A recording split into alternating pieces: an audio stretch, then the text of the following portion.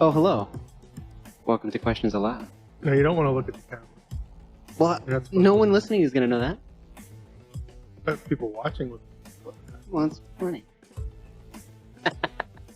All right. Well, You just go. okay. Just Yeah, go ahead. we need Go ahead. we need to jump in here somewhere. So, do You just start then.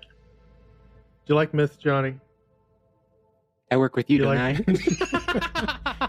Yeah. Okay. Myth that is true thing in the old days. Yeah. You like fairy tales? Or you like people to just make stuff up and tell you? All the time. Right. Where would you be without it? Yeah, right.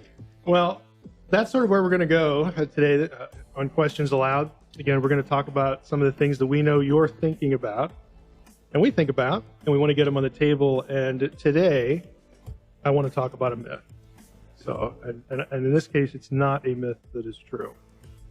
And that is the myth that everything in the Bible, everything in the Bible is about Jesus. I don't believe it for a minute, but I've heard it so many times. I'm tired of it. It irritates me. It puts me in sort of a cranky mood. You can probably tell.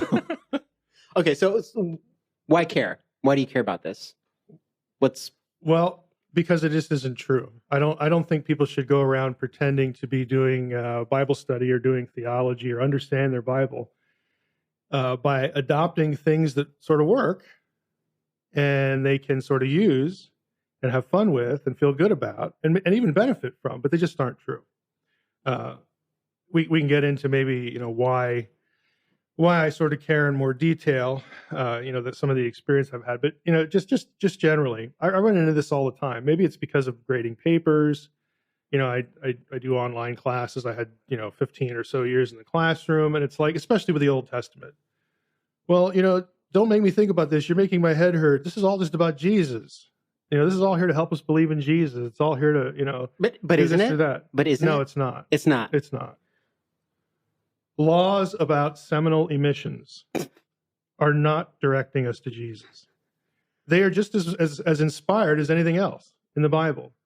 But I would submit to you, resolved, okay, debate format, resolved, laws about seminal emissions in the Old Testament are not there to direct us to Jesus. Okay, so... Oh, I have lots of examples. Trust me. Okay, so what do you think... Because I'm thinking of a verse when you mention this. Sure.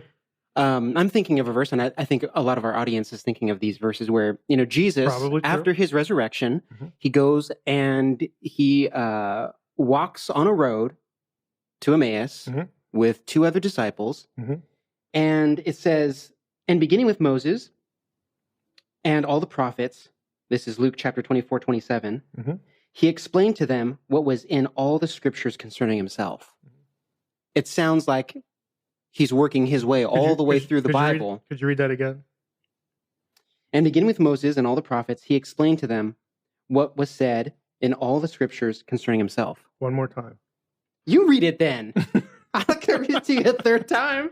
I want people to hear it because when they hear it, they're thinking, or at least many people think, that the verse somehow means, well, Jesus went through every verse, every passage, every word, every line, every phrase, every whatever, and that had some meaning about him. Okay, that isn't the point. Again, when Jesus got to the law of seminal emissions, really, like he's going to say, well, this is what it teaches you about me, about the cross. I mean, come on. What it really means is that collectively, Jesus went through the body of inspired sacred literature, the law, prophets, and writings, and everything that was about him that there could be known. He laid that out for them. But we somehow sort of take a verse like that and say, well, every verse, every line, every passage, it tells us about Jesus. Personally, I think that I think people are taught to think this way. I don't think there's anything sinister about it in most cases. But I'll be honest with you, when I have students, and when I heard this and I saw this in a paper, I'll tell you what it telegraphed to me. I'm too lazy to think about this really hard passage or this really odd passage. I don't really want to do the work of interpreting it in its own context, on its own merits. And I'm just going to abstract some fluffy idea about Jesus and figure out a way to tie my idea about Jesus to this verse. I think it's a laziness trajectory. I don't know. I wonder if people feel a sense of burden to find Jesus in the text. And that's probably a good way to put it too. I'm just saying, I don't know if that's quite fair to everybody, that they're entirely it's lazy. It's fair to some people, trust me. Yeah. Well, okay. So it's probably fair to some people who, just wanted to write a paper. But I think that people would feel burdened to say, if I don't find Jesus in the text somehow, then I'm missing it. No. All right. Right? And here's the danger. If I don't find Jesus in the text, then here's the conclusion I'm afraid they'll draw. Then this can't be important. Then why is this here? I mean, we have trained people to think this way. And frankly, I think this is why you rarely hear Old Testament preached seriously in churches. Because if we can't find Jesus in these things, or at least it sounds kind of a stretch, to find Jesus in some of these ways, then you know what? I guess it's not for today. Because we're Christians, we're living on this side of the cross. So, what's the point? If we can't see Jesus in this, then should we really be spending our time on it? Let's spend some time on the things that we can see Jesus in. And it creates this sort of, stepchild, this inspiration stepchild, which is really most of the Old Testament in our churches. And I think that's just bad. Hey, look, I got news for you. The Old Testament was Jesus' Bible. It was the Bible of the apostles. It's 3/4 of your Bible. Okay, if we say that all Scripture is given by inspiration, and we're going to count the Old Testament in Scripture, because that's the way it's quoted in the New Testament, then it might be worth something even now, because it was to the first generation of Christians and to Jesus. But we don't approach it that way because it's hard. I mean, let's be honest. The Old Testament is strange. It's hard. It's foreign. It's not transparently about the central figure of the biblical story, which is certainly Jesus. And since we can't make these immediate connections to it, we tend to just, I'm reading this verse about women's menstruation, cycles and uncleanness, and that's going to tell me about my sin. Well, never bother the fact that none of those things had to do with sin. Normal life cycles are not sinful. Okay, that is not the point of the Old Testament law there. But it's a sacrifice there, so there must be some sin lesson in there. That teaches me about Jesus. Well, maybe it did. Maybe that sort of helps you appreciate the passage, but it's utterly wrong. And not only is it utterly wrong, but it has sort of given you an excuse to not study it, because now you found Jesus. Okay, so I see a couple of your examples there, and they're definitely cultural. They concern health and hygiene, and so they're going to be difficult to understand. But I wonder. I would actually say they don't necessarily concern health and hygiene, but that's another story. So on the surface, they seem to concern health and hygiene. Yeah. If a person's going to read the Old Testament, though, and they're looking for Jesus and trying to make sense of it, and that pursuit of looking for Christ in the Old Testament is what is motivating them to read their Old Testament, how can you say that's bad? I think of one example like this. I've heard this used quite a bit, where you have a couple of sections in the book of Exodus that talk about the tabernacle, the construction of the tabernacle, and the furnishings. It's basically a construction plan and then the fulfillment of that plan. And there's an object in there, the lampstand, right? And that lampstand lights the tabernacle. And so there are some cases where I've heard pastors preach about the book of Exodus as they go through every chapter of the Old Testament. And they say this lampstand represents Christ in the sense of he was the light of the world. Now, a person listening to that, I agree with what you're saying as an interpretive kind of posture. But I would say, what is the harm in that? Is it heretical interpretation? Is it bad that it gets somebody into their Old Testament? No, I wouldn't use words like heresy for it. I don't know that I'd even use words bad. I mean, I've gone to places and events and conferences where they're talking about the Tower of Babel being a teleportation portal. Okay, but it actually gets people in their Bible. Okay, I can see that. At least you're there. But it's not. I wouldn't use the word good either. Okay, so I may not use the word bad. I certainly wouldn't use the word heretical. In that net, because that's sort of a loaded term. That's directing us away, from the gospel. So I don't see that happening. But I wouldn't call it good either. I wouldn't call it even helpful. In much of a sense beyond, okay, at least I have my Bible open. My my issue is that you just don't have to do that. If you'd spend your time, and I'm speaking to pastors here, to a large extent here, if you just spend the time, learning your Old Testament, you don't need to make stuff up. There are lots of things in there that do. So I'm going to press you. Foreshadow. I'm going to press you on that. That you're saying if you just learn your Old Testament. Let's go back to the lampstand. Okay. Okay, so that's a good example. What would it look like for somebody to learn their Old Testament in that context? Okay, so for the lampstand to be the light of the world and direct us to Jesus, you know what I'd like to see first? I'd like to see a New Testament writer use the passage that way. But you don't see that. Okay, now we know from Jesus' own day what they were thinking about the lampstand, because we have Second Temple period intertestamental writers commenting on it, Jewish writers. The lampstand was for them a representation of the tree of life. Okay, it's there in front of the most holy place, the Holy of Holies. Again, so this takes us all back into the Old Testament theology. And again, Jews writing during Jesus' day were well aware of this, and so was Jesus, obviously, and the apostles. One of the reasons they don't make these connections explicitly in the text that we do today is because that isn't what they were thinking at all. But anyway, we're just sort of making it up, but they're not thinking that at all. They're thinking of the tabernacle and the temple as the divine abode, as Eden. Like you're transporting Eden, you're kickstarting Eden here, and you're transporting it, you're moving it around. This is why there's garden imagery in the tabernacle and the temple, very apparent. Cherubim, Eden, tabernacle, temple. There are reasons why these things are there. So yeah, the menorah, the lampstand there, the tree of life. Again, this is where life emanates, the presence of God. Couldn't you get to the light of the world though, because the tabernacle is sort of a microcosm of the universe? Right. The light of the world is not going to be some sort of deity figure. Now, we know people did that in ancient times and basically invented a goddess out of it, so it went in a bad direction.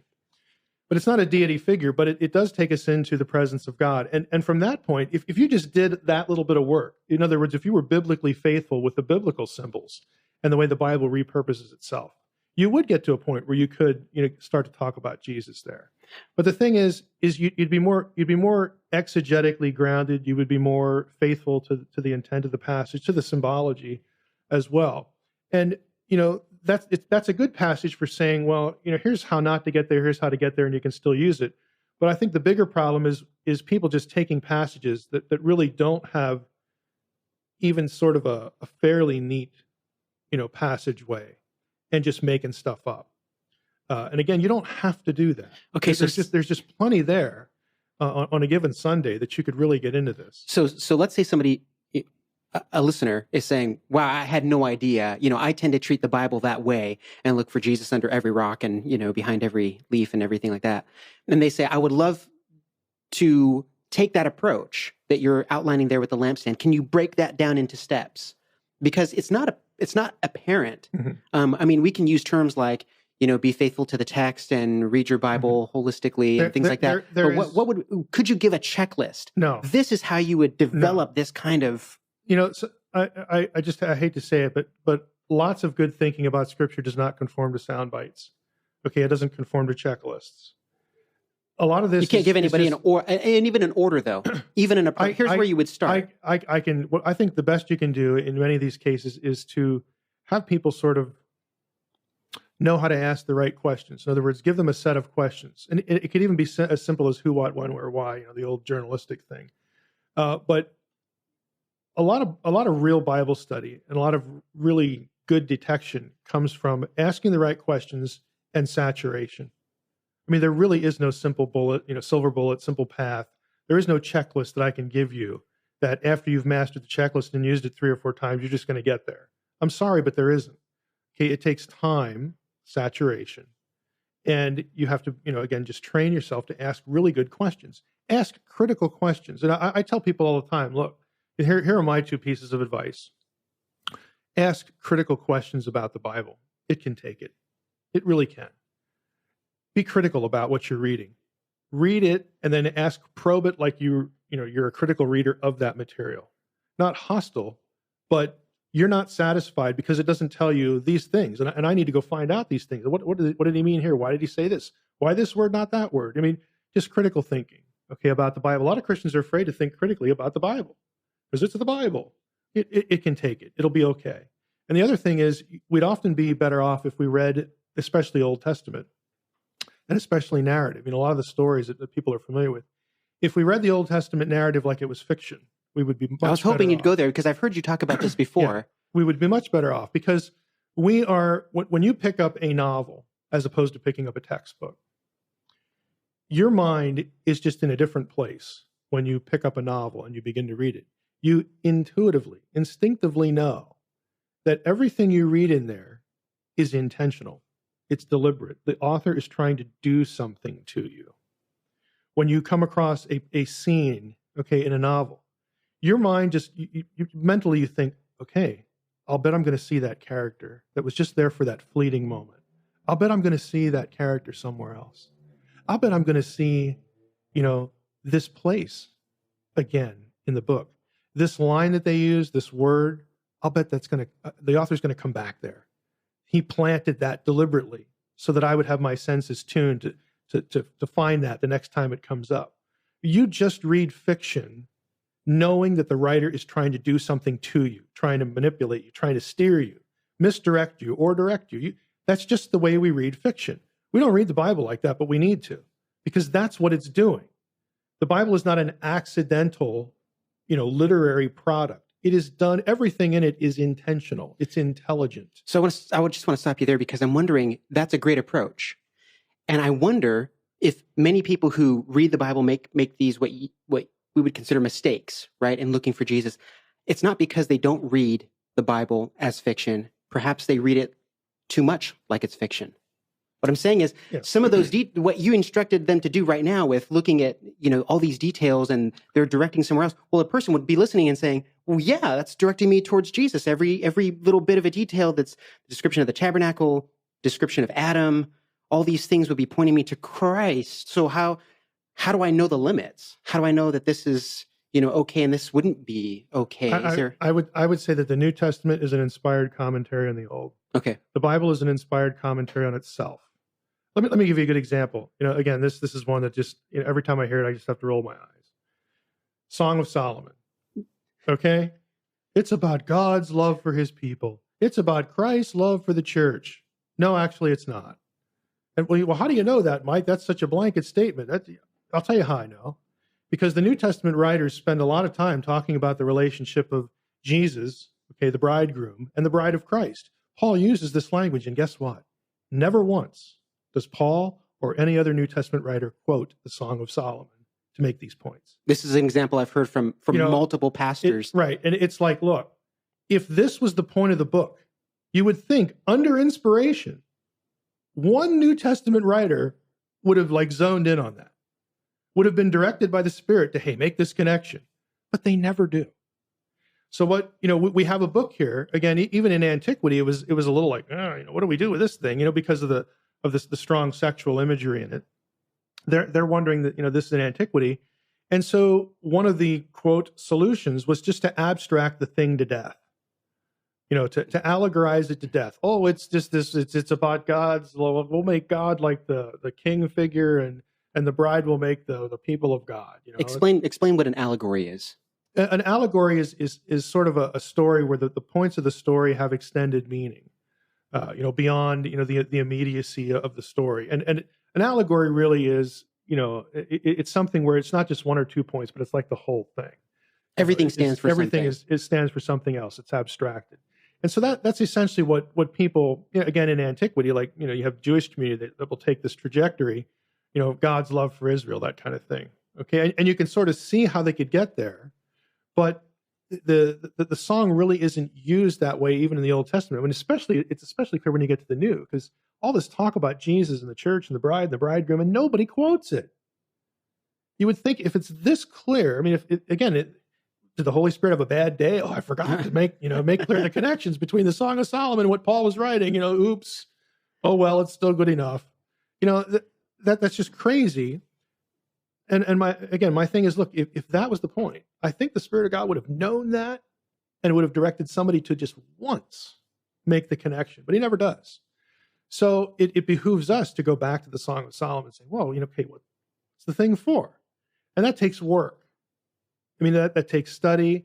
It takes, getting your head in the culture and all this kind of stuff. It also takes a little bit of boldness in that case, to just say, hey, this is love poetry. and that's part of life. It's part of God's good gift. Why shouldn't it be in there? Why shouldn't this relate to wise living? Goodness, it's about marriage and sexuality. These are big parts of life. So it makes sense that this is part of wisdom literature, part of living well. Okay, so it makes sense that it should be there, but just take it on its own terms. You don't have to abstract the thing to death and bend it to your will and make it about Jesus just so somebody will look at it. That's my concern. So I'm going to play the other side of the here. Just I can say, yeah, that would be a more a deeper interpretation of that book. But I wonder if you can say too, you're taking away my application. Think harder. The inability to be more introspective. The inability Don't be to lazy. take the inability to take these figures and characters and all the details of the story and make them stand for something else hurts my ability to apply this to the people who are listening to me teach. Mm-hmm. So I would perhaps with another example from the Old Testament. So like in college, when your professor said, "Oh, you made these mistakes on your paper," did you give up writing? No, but there are... In speech class, did you give up speaking? No, there are people who week to week are called on to speak in front of several hundred people, sometimes even several thousand.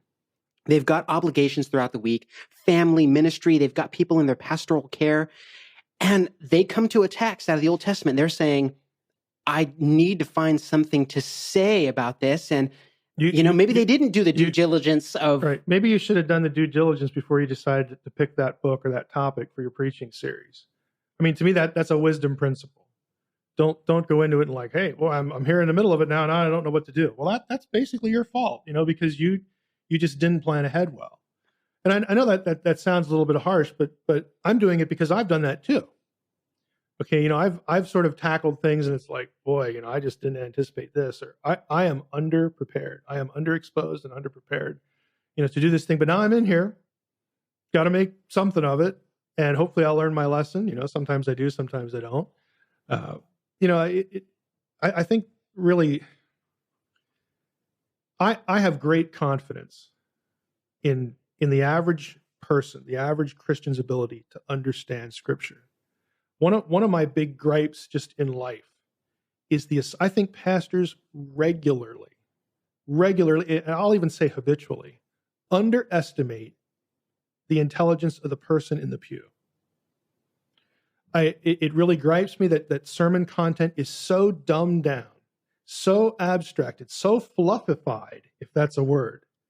I think it's insulting to many people in the pew. Give us an example of that.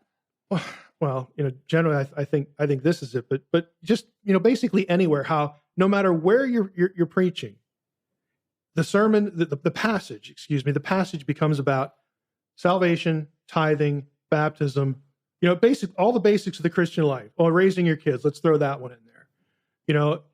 Every passage is about that, really? You know what? I know that because I've come to church here for 2 or 3 or 10 years, and I've heard this 500 times. I got it. Okay, now teach me something from the Bible. Teach me some biblical content, just once. Okay, that's what really gripes me because, again, I'm the scholar. I have the PhD. The dark side of the PhD is it's easy for people to think that you're just beating up on them, because you have a PhD. That is not me. I think people are regularly underestimated, and intelligent people know when they're not being asked to think. And we have lots of people in church who know they are not being asked to think, and I don't think it's good. So yeah, you're going to have people who are babies in the Lord, and you can't just like blow over them the whole time. You got to give them. The expression is the cookies on the low shelf and all that kind of. I get that, and I was there. I mean, when I became a Christian, I literally knew only I had heard of Jesus, I had heard of Adam and Eve, and I had heard of Noah. I'm tapped. That was the extent of my biblical knowledge. Those 4 characters, and I needed baby food for a long time. I needed that. So I get that. I'm not against that. What I'm against is now we've got 1 hour, it's not even an hour a week. It's 20 minutes a week. Okay, where you have believers gathered together, and okay, maybe that is the time for baby food. But are you giving people anything else during the week? Because there are a lot of people in your congregation. I'm not saying they have PhDs. I mean just normal people everybody's good at something. Everybody has a high aptitude for something. There are very few people who are just like utterly clueless. The sitcom caricature. Very few people like that. People want to be stimulated to think about things, and especially something as important as the Bible. But instead, what they get is they get the same 2 or 3 lessons every blasted week. Everything in the Bible sort of means the same thing. Yeah. If you teach people to think that way, it's no wonder they don't read it. Well, I already know what's in it. I already know what it's about. It's about getting baptized. It's about tithing. It's about, it's about being nice to my wife, doing this or that with my kids. I got it. I've mastered the Bible now. Why should I read it? What's the point? I just think that is a shame. I think it's really a shame. And again, I'm saying that a couple different meanings to that too. It's a shame that people aren't stimulated the way they could be and the way they want to be. Well, I think they have the interest, right? Yeah. You mentioned intelligence. And sometimes you got to provoke them into the interest because you got to awaken them from this stupor that we've put them in. Jar them a little bit. Again, I used to walk, I literally would walk into a class and I'd look at the class, usually early in the year, and I'd say, look, I know what a lot of you are thinking. You went to Christian school, raised in a Christian home, you've been in church most of your life. You're looking at me as your Bible professor and you're thinking, whether you've actually verbalized it or not, but you're thinking this. I dare you not to bore me with the Bible.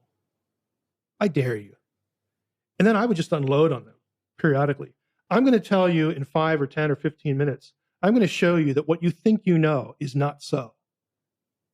Okay, I'm just going to dump on you. And I'm going to make you feel, and I would tell them this, I'm going to make you feel really stupid. And that's a good lesson to learn because there's a lot to learn here. And it's interesting and it's cool and it matters. It applies to your life. There's going to be a lot of things in this class that you've never heard before. So don't leave the first session here thinking, I'm not going to hear anything new. Oh, yeah. Yeah, you're going to hear a lot of things that are new. And that's a good thing to have happen. I mean, I still have, again, all this graduate school, and you've been through graduate school, you know the drill. Every day you seem to learn something new. And to me, the more you know, you realize you don't know. And it's actually kind of depressing because it's like, I'll never master this field. Oh, it's a big plate of humble pie. It's ridiculous. Every day. But it's also at the same time, it doesn't beat you down. It's like, okay, I may not be able to know all the stuff I want to know, but I can get something new. Every day I can get something new. And there's this cumulative effect to it. Why aren't we doing that to people? No, why are we letting them get away with, everything's in the Bible. The Bible's about Jesus. And, this law about leprosy, that directs me to the cross somehow, somewhere, some universe. I mean, why do we do that? There's a reason that's there. Yeah. Yeah. I think definitely call people on to becoming more fascinated with the Bible as a response of, is a result of provoking people, right? Mm-hmm. We drop this stuff on them and say, hey, have you ever heard of this before? I also think for pastors who have been through graduate school, it's an issue of curse of knowledge, right? So a person says, well, I went through 4 or 5 years of graduate school and I heard all this stuff about biblical theology, how the temple is heaven on earth and all of these other things and all the different ways Moses, sort of typology comes up later on in the rest of the Bible. And then looking at people and saying, boy, I know how rigorous that was and how kind of mind-numbing it was for me to learn those things. I either, 1, don't want to drop that on anybody else, or 2, assume that people kind of know that stuff already. I was teaching a small group Bible study, and it was just on basic stuff like the mission and message of Jesus, covering Old Testament theology, some major milestones of the Bible, and looking at how those are repeated. It was sort of looking at a theme and variation of the Bible. And we came to the segment on the cross. And I said, yeah, you guys have probably heard quite a bit of this stuff on the cross, how tree, you don't find the term or the word cross in the Old Testament as it's used in the New Testament, but that imagery or symbology of the tree is there. And people who were hung on a tree were cursed. You see that with David's son. You see that with those kings in the book of Judges. They're hung on a tree. Right. They're cursed. And we could go into a lot more of what that represents. But then when you fast forward to the New Testament, it carries that same meaning for the Jewish people, slightly different for Greco-Roman, because that's an expression. But a Jewish audience is filtering it through those examples. Right. They're filtering it through those examples. People in the Greco-Roman context understand that the cross is a means of Rome exerting its power as a force. And when we started to talk about some of those things, they just looked at me like, oh, no, we've never heard of that. I thought this was something that you would have, the cross, Jesus, it wasn't just something Jesus died on for our sin. It is that, yes. But in that context, it was so much richer. And to read about, what was it? Josephus was writing about how they'd crucified something like 6,000, or, thousands of people in that day. And to realize that people didn't just know that, so there's part of me that's saying, yeah, I mean, it's going to take doing something that goes beyond Sunday morning. I think it's Sunday morning plus I would multiple venues to get people to the point where they're given enough. It's sort of like eating at a really nice restaurant and only giving people some hors d'oeuvres or appetizers because that's all what we have time for. We don't have time for an entire steak to bake for 40 minutes. Well, I'm going to use your analogy in a different way. I think pastors overburden themselves.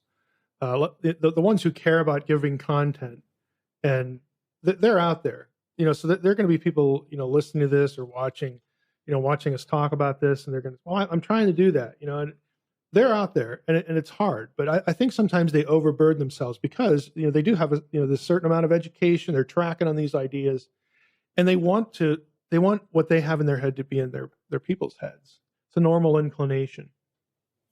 But they need to backtrack a little bit and say, okay, I got this incrementally, so I need to give it out incrementally.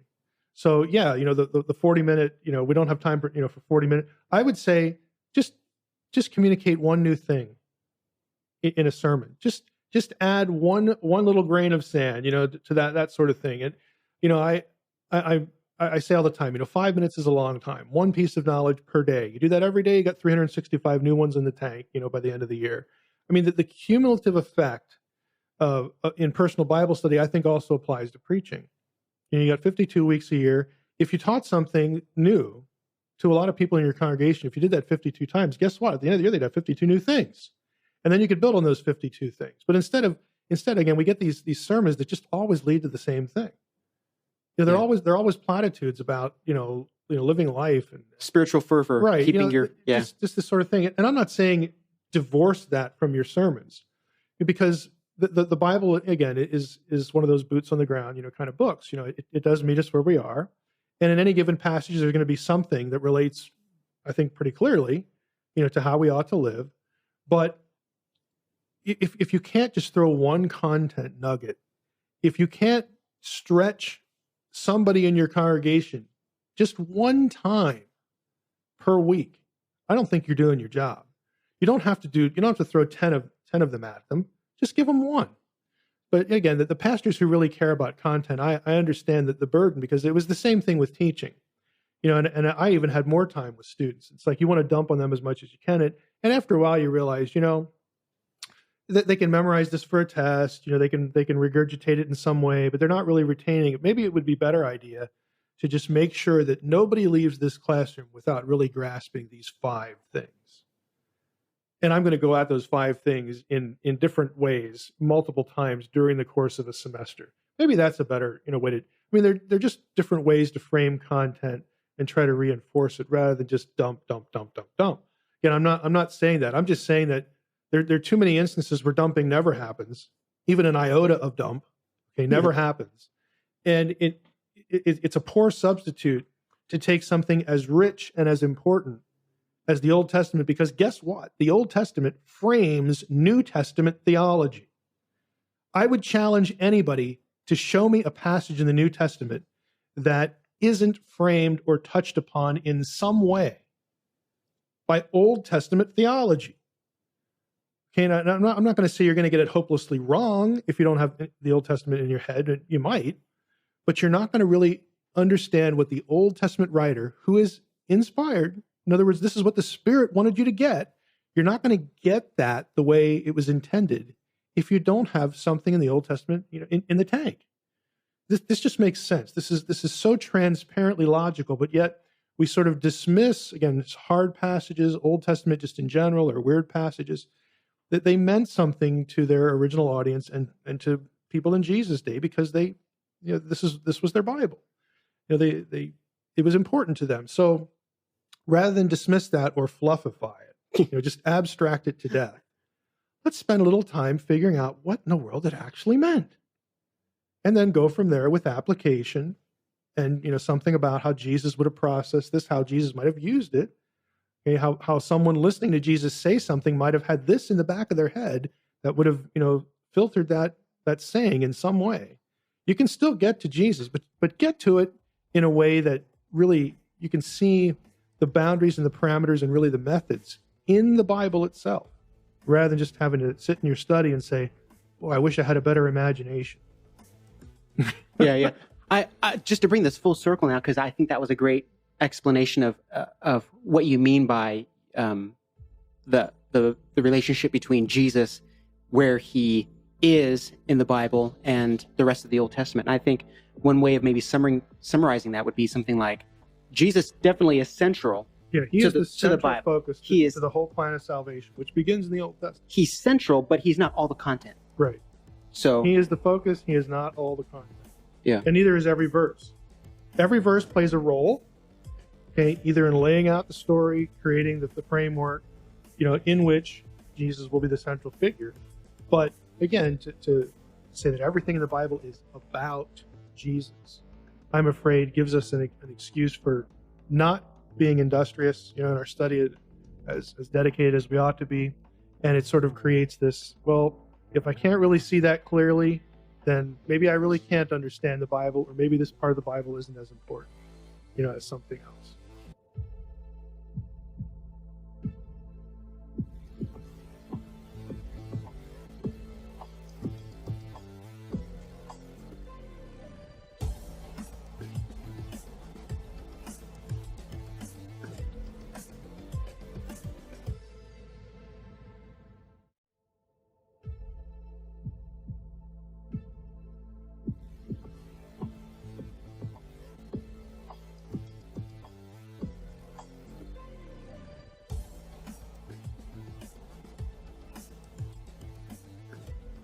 I got a CD from a friend of mine that was all about bad worship songs. They were absolutely terrible. Mike, these are real? Yes. So people, like somebody collected real. Yes, yeah. Okay. People submitted these to a record label, and the record label kept them and sent them to this mix engineer as just giggles, and so he played the songs for us. All who enter here abandon hope. You have no idea how bad these were, but they were so bad they were good. so like there was one called "We Are the Champions of God." It's like, "We are the champions that God raised up. March." And they had this whole like march segment and the crazy organ solo that was just like. And then there's this one with this girl. She's at the piano, and so she's singing this song out of Philippians. She's like, Christ to me is life, but to die is gain. She has this like really like breathy voice. She's like, singing about that verse. And so the chorus goes, it's about like not being afraid to die and stuff like that. So the chorus goes, so kill me, kill me, kill me. Kill me, kill me, kill me. Okay.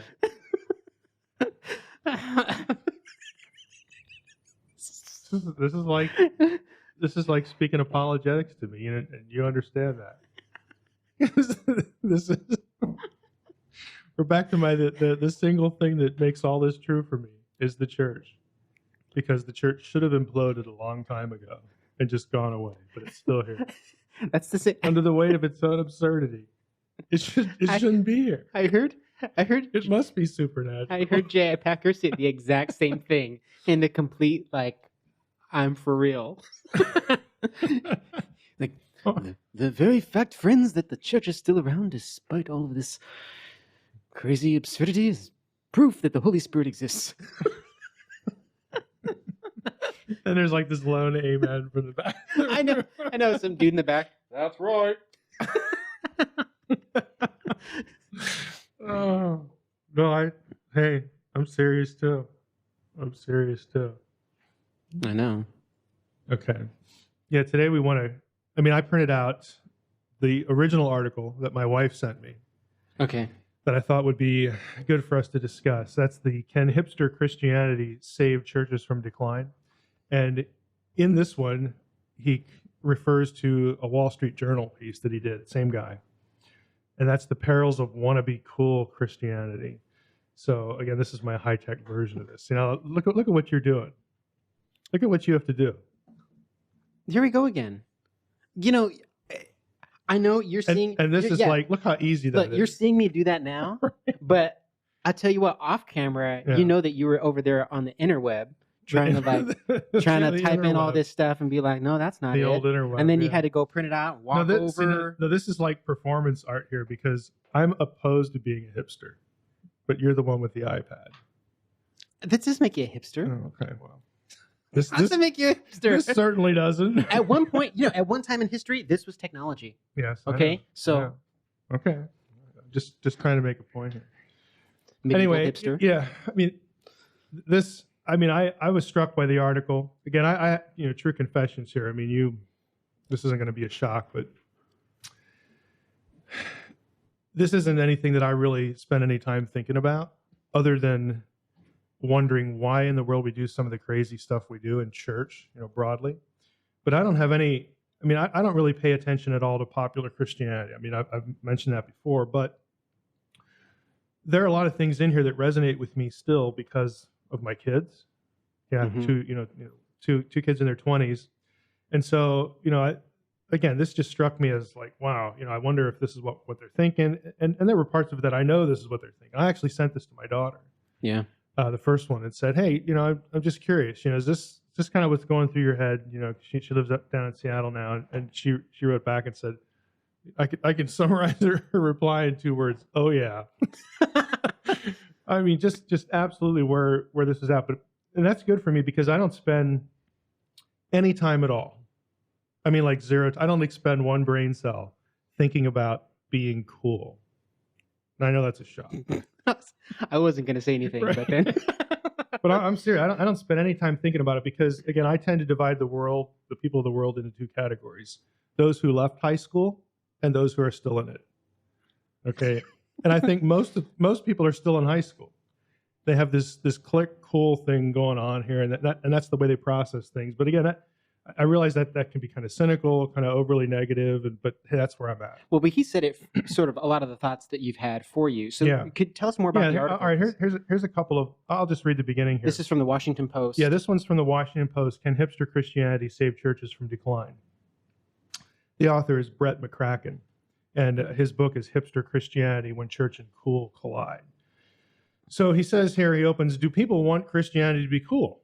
What happens when churches become too driven by the desire to be trend savvy and culturally relevant? See, my answer to that is they go back to high school.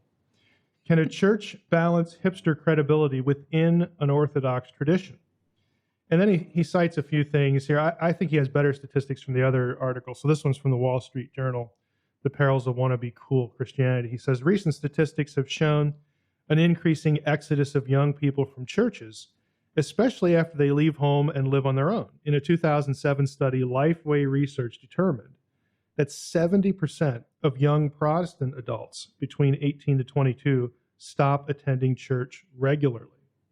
And so, of course, the effort is, how do we sort of impede this decline? So he says here, most evidence suggests that people don't want, churches to be cool. Again, across the board declines in Americans who identify as Christian and dramatic increases of those who are unaffiliated with religion, are the current trend. And he says here, just the last, pull item that I think just, helps us get into this. He says, Research also indicates that millennials do prefer real churches over cool ones. So contrary to the belief that churches must downplay their churchiness and meet in breweries or warehouses in order to appeal to millennials, a 2014 Barna study showed that millennials actually prefer church spaces that are straightforward and overtly Christian. And really the reason is, just ending the quote here, it's because millennials think, the world we inhabit is utterly phony, ephemeral, narcissistic, image-obsessed, and sex-drenched. We want an alternative, not more of the same. Now that, I can see that immediately, even though this isn't part of my experience. But again, I sent this to my daughter, and she's like, "Oh yeah." She was just tracking the whole way through this. Yeah, that's. I think everything that he's said in there is really hitting on something. Recently, I had a conversation with a friend, and we were talking about church space, and like the physical space. Yeah, the physical space, because some churches have gone, especially church plants, have gone to renting spaces, and it isn't a thing of trying to be cool. It's a pragmatic thing of we don't want to buy a building, we can't afford to buy a building, or they don't have the down payment. Exactly, we don't want to get into debt to do it. But even my friend was saying, that had some appeal, but I want to be in a space with other Christians that feels different. And I think, you think of the word different or separate, you think of a word like holy, like it feels sacred, it feels set apart from other things that we encounter throughout the day. Yeah, you don't, like that last quote. So we want an alternative. We don't want more of the same. Yeah. Why should church mirror all these gnarly things about life? Yeah. Why should it mirror that? I'm curious, does he ever define what cool is in this context? Because I'm wondering, for those of you listening and even for other people, it's like, okay, so we do church this way. We've wanted to be relevant to the community around us that we're a part of. But here he talks about. Yeah, I didn't see a straightforward definition, but go ahead. I think I know how you're going to answer that question. Yeah, I'm curious about what would define the attempt or desire to be cool, and how would you define There's that? my high school paradigm. Okay. No, I think he would define it as cool means that what we're doing is imitating things that get popular attention. Music, the film, the whole bit. In other words, pop culture. So since pop culture is, in one sense, the definition, it's culture that sort of derives from a certain demographic, but it's also popular. Okay, otherwise they'd give it another label. I think that's sort of what he's tracking on. That wanting our churches to resemble that, or wanting a church service to resemble that, or mimic it, or mime it, or I would say ape it. I know you love that term when I use it. To ape the world, to imitate the world. And my generation and my original Christian context, like. Why would you recommend being worldly is how that would be processed. But what churches are trying to do, at least in theory, we're not trying to be ungodly, even though it's very easy to look at what they're doing and sort of make that equation. But we're trying to attract people because they're attracted to this stuff in their non-church life. So if we give it to them here, they're going to be attracted to it again because it's basically the same thing, or it's an imitation. Yeah, a reasonably good imitation of that thing that they're attracted to. That's a really good explanation for it. I'm imagining the other side here, a person who would say this is actually a helpful technique to use, might draw from different passages of Scripture where Paul says, "Hey, I became all things to everybody." How would you, if somebody's response was that to you and said, "Well, Paul tried to be all things, short of sin," right?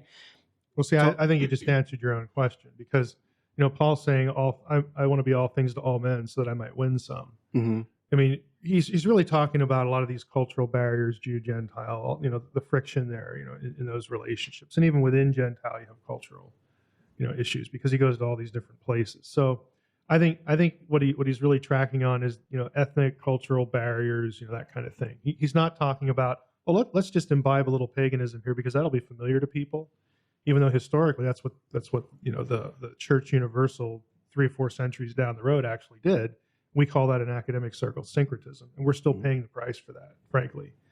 I don't think he's talking about that. I don't think he's talking about watering down morality.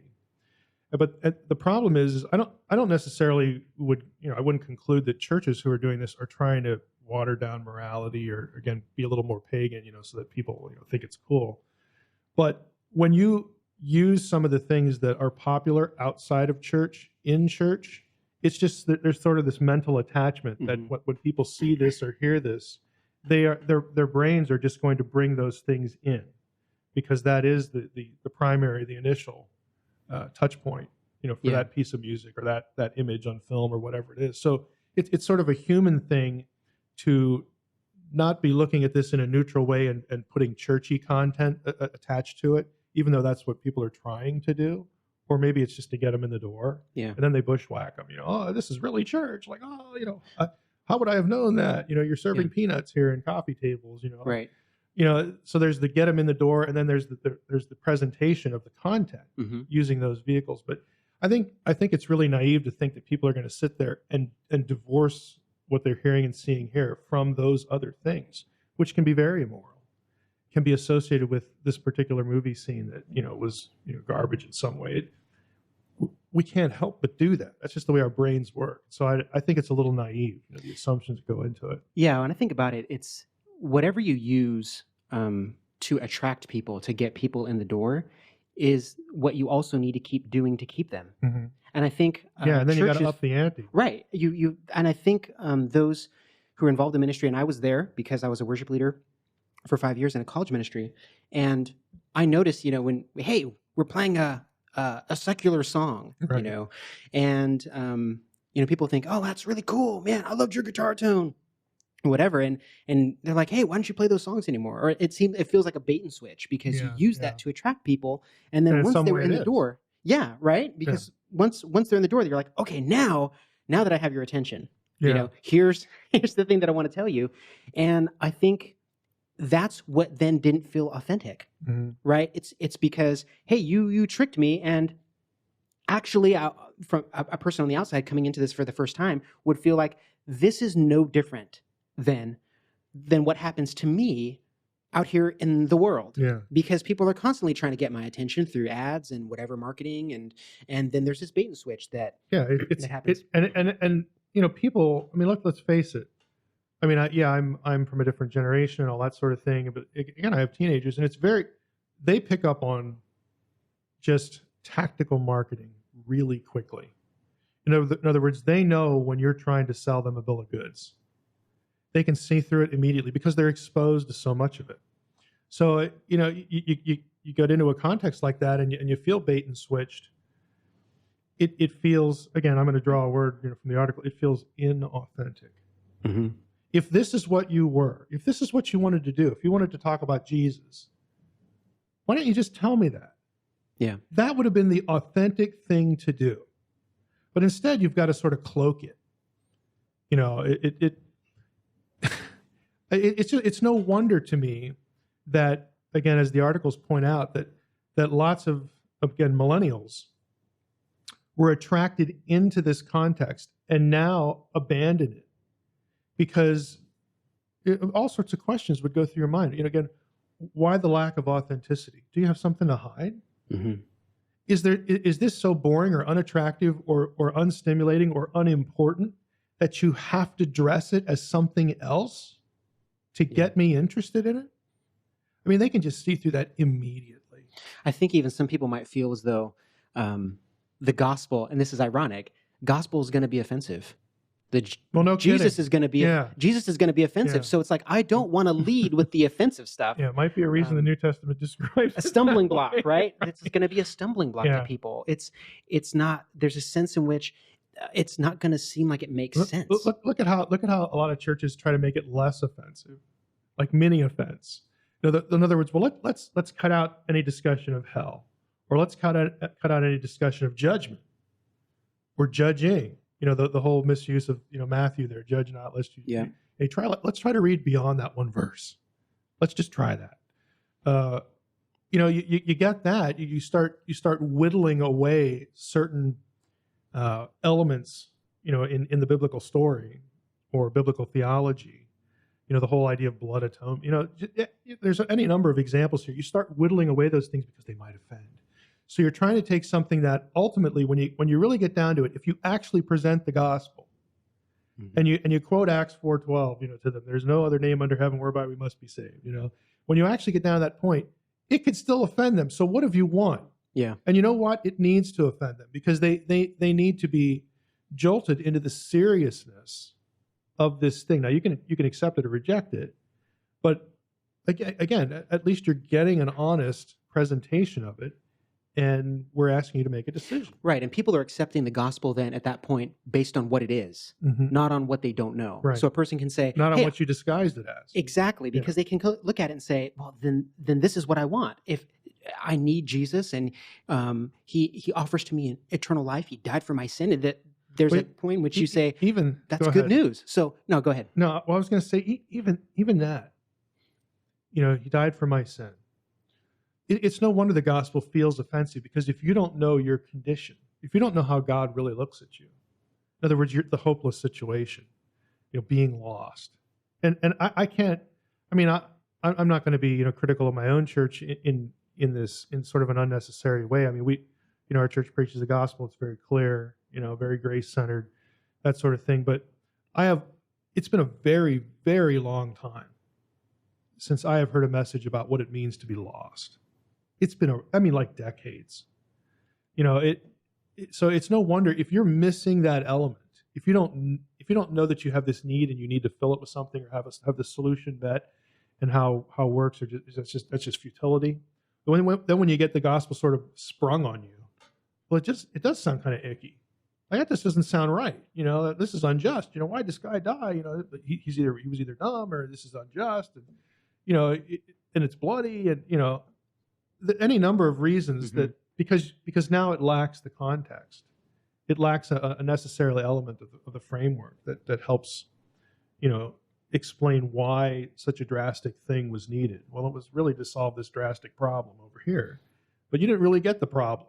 Yeah, yeah, I didn't understand. Because that might offend you too. Well, didn't understand the problem, and don't understand that the gospel is still applicable after you become saved, because that's the other thing about what do we do to get people in church, and what do we do to keep them in church, and the secret weapon being, well, maybe we can play this type of worship music, or maybe we can have these types of service format.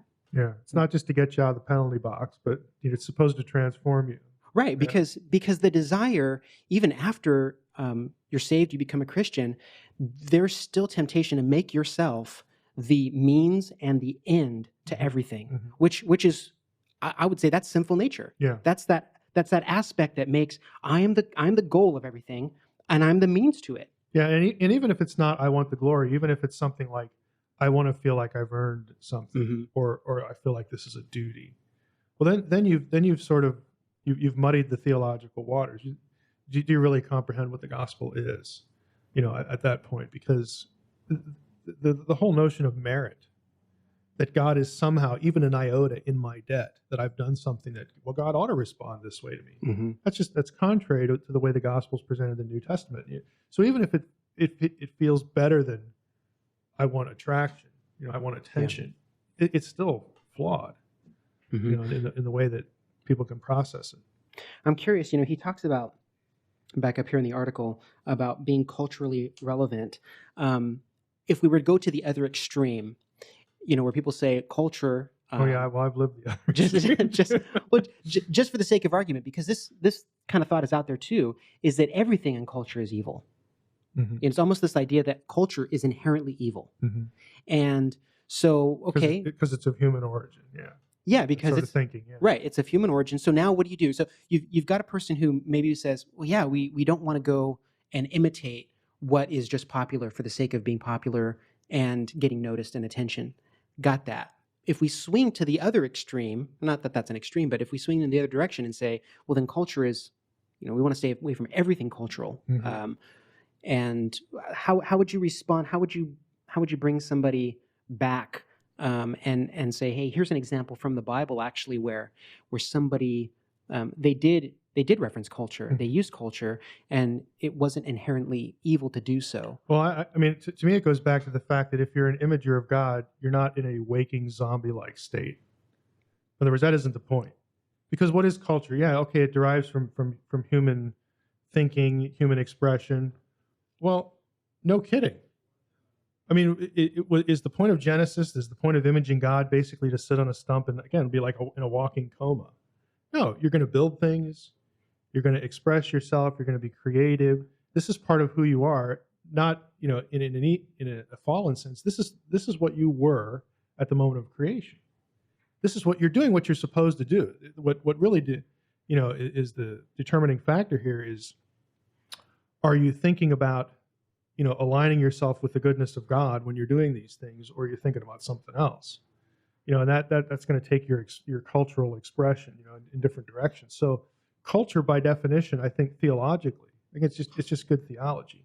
Culture, by definition, is human expression. Humans are expressive because we image God. I mean, you can't do anything but. There'd be something wrong with you, if you were, again, in sort of a walking coma, it's kind of a situation. Even any reference to music, temple music. Well, did God drop the score from heaven for that? Yeah. No, a human being had to come up with it. And the way that music sounds in one culture is going to be different in another culture. Well, again, that's because not everybody's the same. Lo and behold, it violates the biblical, promise of everyone's going to be a clone. Well, it's just, it's absurd when you really think about it theologically. So there are any number of examples of people doing things creatively in Scripture that, don't have an evil stamp put upon them. If they're in the worship of another God, well, that's a different story. If they are supposed to appeal to the flesh, well, that's a different story. So it's really, it's not about expressing culture or having culture in and of itself. That's just going to happen, again, unless you're in a walking coma. And that obviously isn't the way God created us. So at a point, would you say a lot of this comes down to motivation? Yeah. If a person is, they formatted their worship service after a particular style of music because that's what they know and that's what they've learned to play, and that's not necessarily an attempt to become, cool or a hipster, but that motivation to say, we're doing this solely because this will attract people. And I'm trying to find the line there. How do you you're a musician and you play guitar. I'm sure you play a bunch of other things, but I mean, you can create something. This is what you're good at. You have a talent at this, and you want to use that. Your motivation is to use it, in worship. Again, personally, I don't see anything wrong with that. I think you have to be mindful, though, of how your listeners will process certain things, because they can't help that. Yeah. And so there's a little bit of sort of audience analysis, I think, that has to go into this that often doesn't, because usually it's not, I'm going to use my talent to write a piece of music that, will, make this hymn sound, just as good or whatever. Yeah. Rather, it's how can I sound like Katy Perry? How can I sound like, this artist, and when you do that, I think the motivation there is a little bit skewered. Because why should we care about sounding like this person? Because if we sound too much like that person, or if we steal the song or whatever, poetic license, borrowing it or whatever musicians refer to that as, the person sitting in the pew, when they hear that, is going to think of, are they going to think of God? No, they're going to think of Katy Perry. Yeah. Because you did a good job imitating. I mean, when I'm in church, and if just to use a non-music illustration, let's say someone referenced. They were doing some lesson about, and this is going to really date me. I grew up a Cowboy fan. I'm no longer a Cowboy fan. Just thought I'd throw that in there. But I grew up a Cowboy fan. My hero was Roger Staubach, who's a wonderful guy, And the 1979 Super Bowl is something I will never forget, because the Cowboys could have won that game had Jackie Smith, an 18-year veteran, not dropped a pass that was right in his gut. And you see it replayed, all these these debacle moments in sports. Well, if somebody in a sermon uses that to illustrate, how to deal with failure, I'm not going to hear a word of the sermon from that point on. I'm going to be replaying that game and that drop in my head. I can't help it because it's just something that's so embedded within me. And people who are really into music, that their mind's just going to go off on all these tracks that they have and they like. I like this one. I like this other one she does too. It's just a human thing. So while we can use our expertise, I think we ought to have a little discernment on our own creative part too. Well, that's a good point. I realized, thinking of education too, and church often includes an element of education, discipleship. You could say refers to education to some extent. It's interesting to me that you could have that you could have that kind of emphasis on those moments in history where a person says, "Wow, yeah, I did think about that game, or I did think about that musician," and really, that's what gains people's attention. That's what they then think about. Education being, how does a person learn? Well, it's because you cause them to think about something. A person gets to the point where they're saying, "Well, I want to learn about this," and they get to the point where they're thinking more and more about it. So it's an interesting take that you had. I hadn't put that together before. That really in church, when you have some element that then comes into a person's mind that reminds them of something else, we might say, "Oh, that's a distraction." Well, actually, we might be teaching them about something because of how we're being using it. I think it's because certain images, are so stamped, on people, like 9/11 or something like that. The Challenger disaster. Yeah. They just stick with people, and they can become a distraction. I think, it's a hard line, and it's an imperfect process, because no matter what you do for an illustration, someone could attach a personal significance to that, and then their minds, it's their history for the rest of the hour or half hour. But I think if, again, this is just an old, sermonic thing that I wasn't necessarily taught, because I didn't get that far into seminary, but I saw it modeled consistently. And that was illustrations that are personal, that are normal, that you can see yourself doing, but aren't so dramatic that they just arrest your attention the rest of the time. But again, who knows when you're crossing that line or not, that sort of thing. It's just, getting back to the hipster thing, I think it's more than an illustration, though. And the problem with the real hipster thing is to sort of just change basically everything about the, quote, churchiness of church, or the church experience. I mean, from the time you don't even have to walk in. The building is different. You walk in, and it might be the way people are dressed, less formally, just like you'd wear what you're wearing for any other thing, that kind of thing. And again, there's nothing bad about that, but it's a difference or not, that, do I know I'm in church now? Could I be at some other event? Could I be at a concert? I don't know yet. You walk in, and the things that make church, again, and to use his term, the things that would not be deflections or not be inauthentic. In other words, not be misdirection. You walk in there, and can you tell what it is? Yeah. Because I mean, I've been in some contexts where it's the alteration, the adjustment to hipsterness is so thorough that it's hard to know. If I didn't know what day of the week it was and what time it was, okay, and that somebody had told me this was a church, I would never know. Okay, until maybe he said something about God or whatever. And then, do I feel bait and switched? Well, who knows? It's going to depend on the person. So I think it's a lot more than using an illustration. Okay. I mean, it's a thorough overhaul in many cases where there's nothing distinctive about it. I can't tell. And boy, man, I'd love to escape the world for 30 minutes. But I can't. Would you say then, where you would land, where in this article lands, is then to say we rely on the gospel first and foremost. We rely on that. We rely on Jesus being enough to call people to Himself. How small of a view of God do you have if you think you need to help God in all these umpteen different ways to get people to respond to the gospel or even to listen? What happened to the Holy Spirit?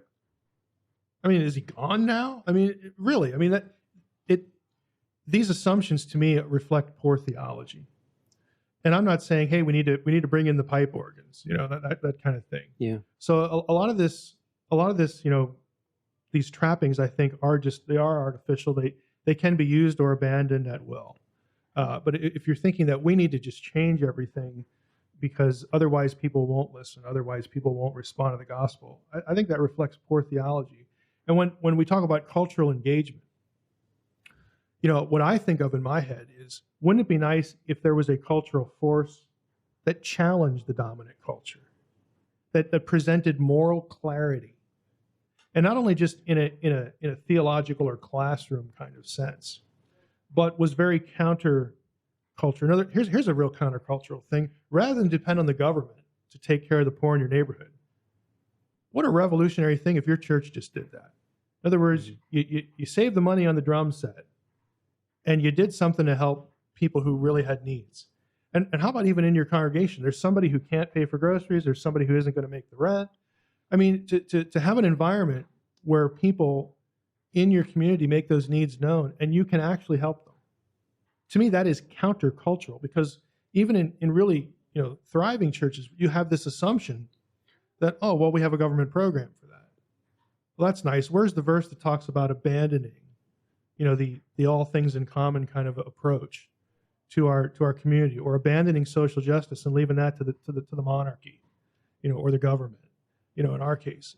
Well, wouldn't it be nice if there was such a counter example to the futility of government programs and endless government spending that never accomplishes anything? And again, just the general worldliness, the violence of the culture, the degradation of the culture. That's what hit me in these articles. We don't want cool as much as we want real. Mm-hmm. And you talk about cultural engagement. To me, that's not having the drum set in. And again, I'm not picking on drums, that like there's anything about a drum that matters morally. There isn't. But I'm saying cultural engagement, maybe that should mean challenge the culture. Mm-hmm. Even to the point where, perish the thought. This is going to sound suspiciously like the book of Acts, where we're willing to suffer for it. Yeah. I mean, we tend to think persecution is, the state has a code where I got to have the 3-prong thing here in my wall instead of 2 prongs. The persecution. We don't know anything about persecution. How do you navigate some of these issues? So I'm hearing what you're talking about here with cultural engagement, and especially with that example. How does the church then engage the culture like that without sounding political, or without it coming across? Because if I were to take my kingdom is not of this world. I'm just saying, if I were to take what you said, not relying on government programs, that may sound to one person like Republican agenda. Okay, yeah. I'm just. I know what do you know what I'm saying now? Yeah. So I'm just throwing that out there, because when we talk about engaging the culture, some of those things. How do you present these? What I'm getting at is, how do you talk about these things in such a way that doesn't cause people to revert to thinking about their political? I would say the Republicans are just as disingenuous about this as anybody else. Again, I'm sort of a political junkie. My degree was in history and political science, which is like a little known secret. So I'm a political junkie, but I'm also a political atheist. I don't think Jesus. What does that mean? It means I don't put any faith in any of it. It is not the thing that is going to better my life or anyone else's. The best thing it could do is just get out of the way. I mean, I'm okay. We need protection and stuff like that, but I'm a minimalist when it comes to that sort of thing. And it might sound like pie in the sky, but let's just do some math. Okay, it's a little thing I like to call math.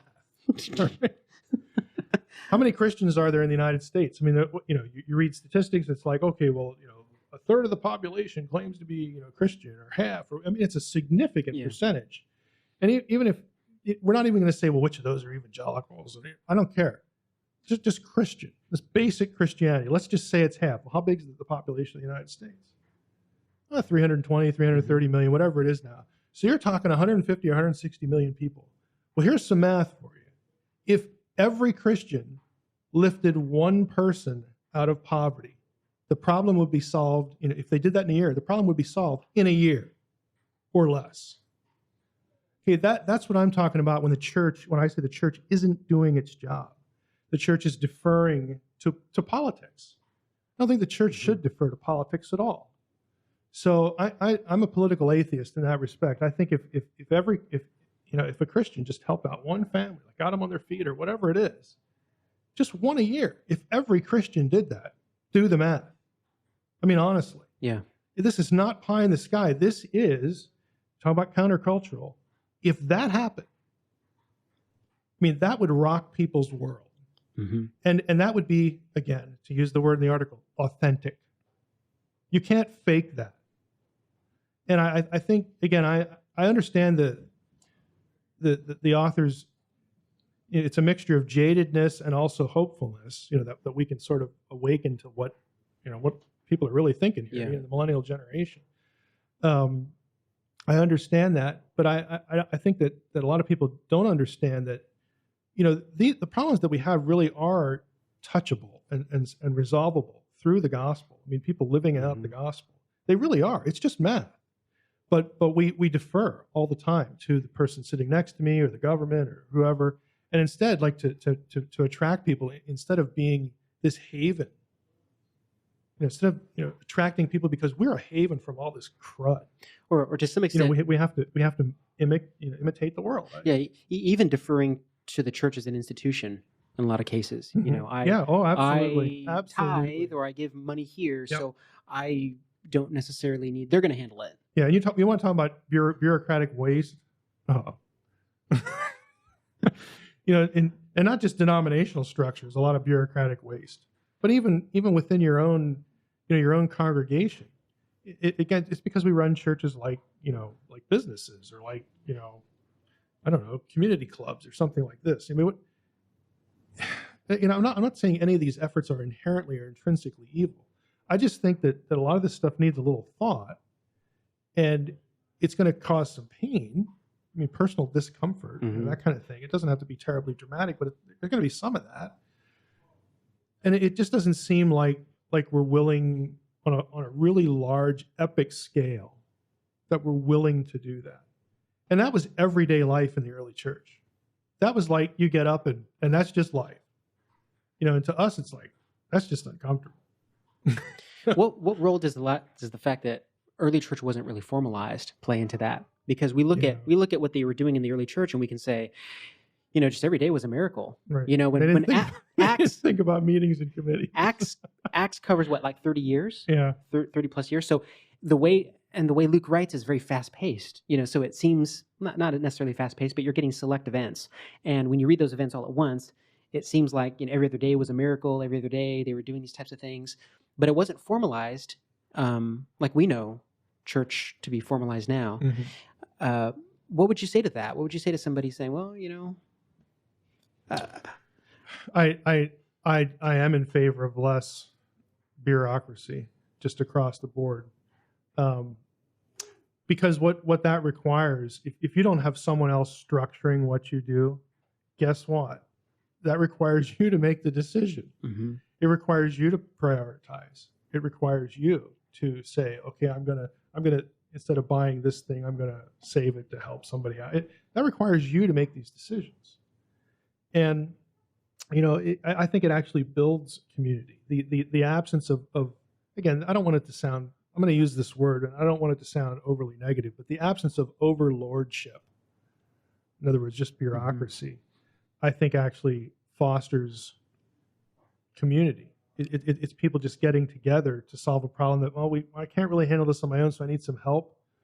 So again, instead of checking with a committee or forming an institution or something like that, you go to your neighbor, some family members, hey, can you help me over here, with this? And it just forces you to have those conversations and to be pragmatic, in those ways to solve a problem. And probably fosters more maturity because people are taking responsibility. Yeah. I'm not going to rely on just this other entity to solve the issue if I know there's one. And again, I'm not trying to strip the Holy Spirit, the miraculous out of the book of Acts, but to be honest with you, a lot of people, look at the book of Acts as something that just can't be repeated. It actually can be repeated. I mean, you can actually do these things. There's nothing that they do on a person-to-person level that is like so beyond our capabilities now. It's not beyond our capabilities at all. And again, that's not to say that you didn't have miraculous things happen, because you did. But we just tend to look at it and like, book of Acts, man, we'll never see that again. That's impossible. Well, is it really? Yeah. Is it really? Maybe if we trusted God and did these things, maybe we would, see, God act in really, dramatic providential ways. I mean, we all have individual stories like that. Why can't they happen collectively? No, it's funny. It's almost as though, hey, if the miraculous deeds stop, then so do my good works. Right. Yeah, boy. That's a whole subject. Yeah, I know.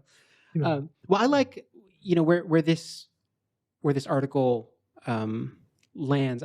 What I was getting at earlier, and maybe you can refine this statement, is we rely on the gospel and on Jesus, the Holy Spirit, the Father.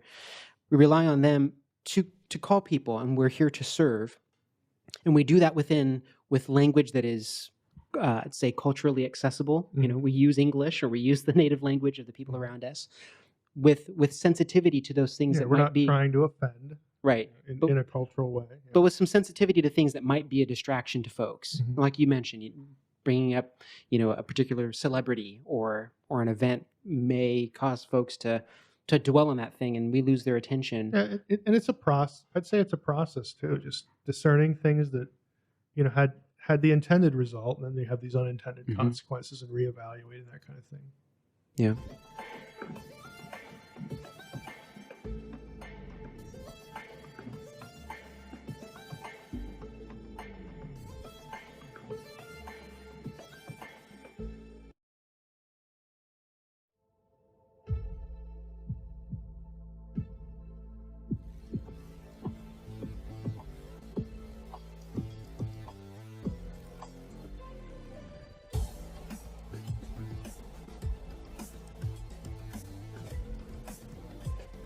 Welcome to Questions Aloud, and this is the show where we sort of talk out loud about questions we know that are in our listeners' minds, things that I've thought about, I know Johnny has thought about a lot, and today we want to talk about something that I'm sure will get us both riled up a little bit. I'm sure.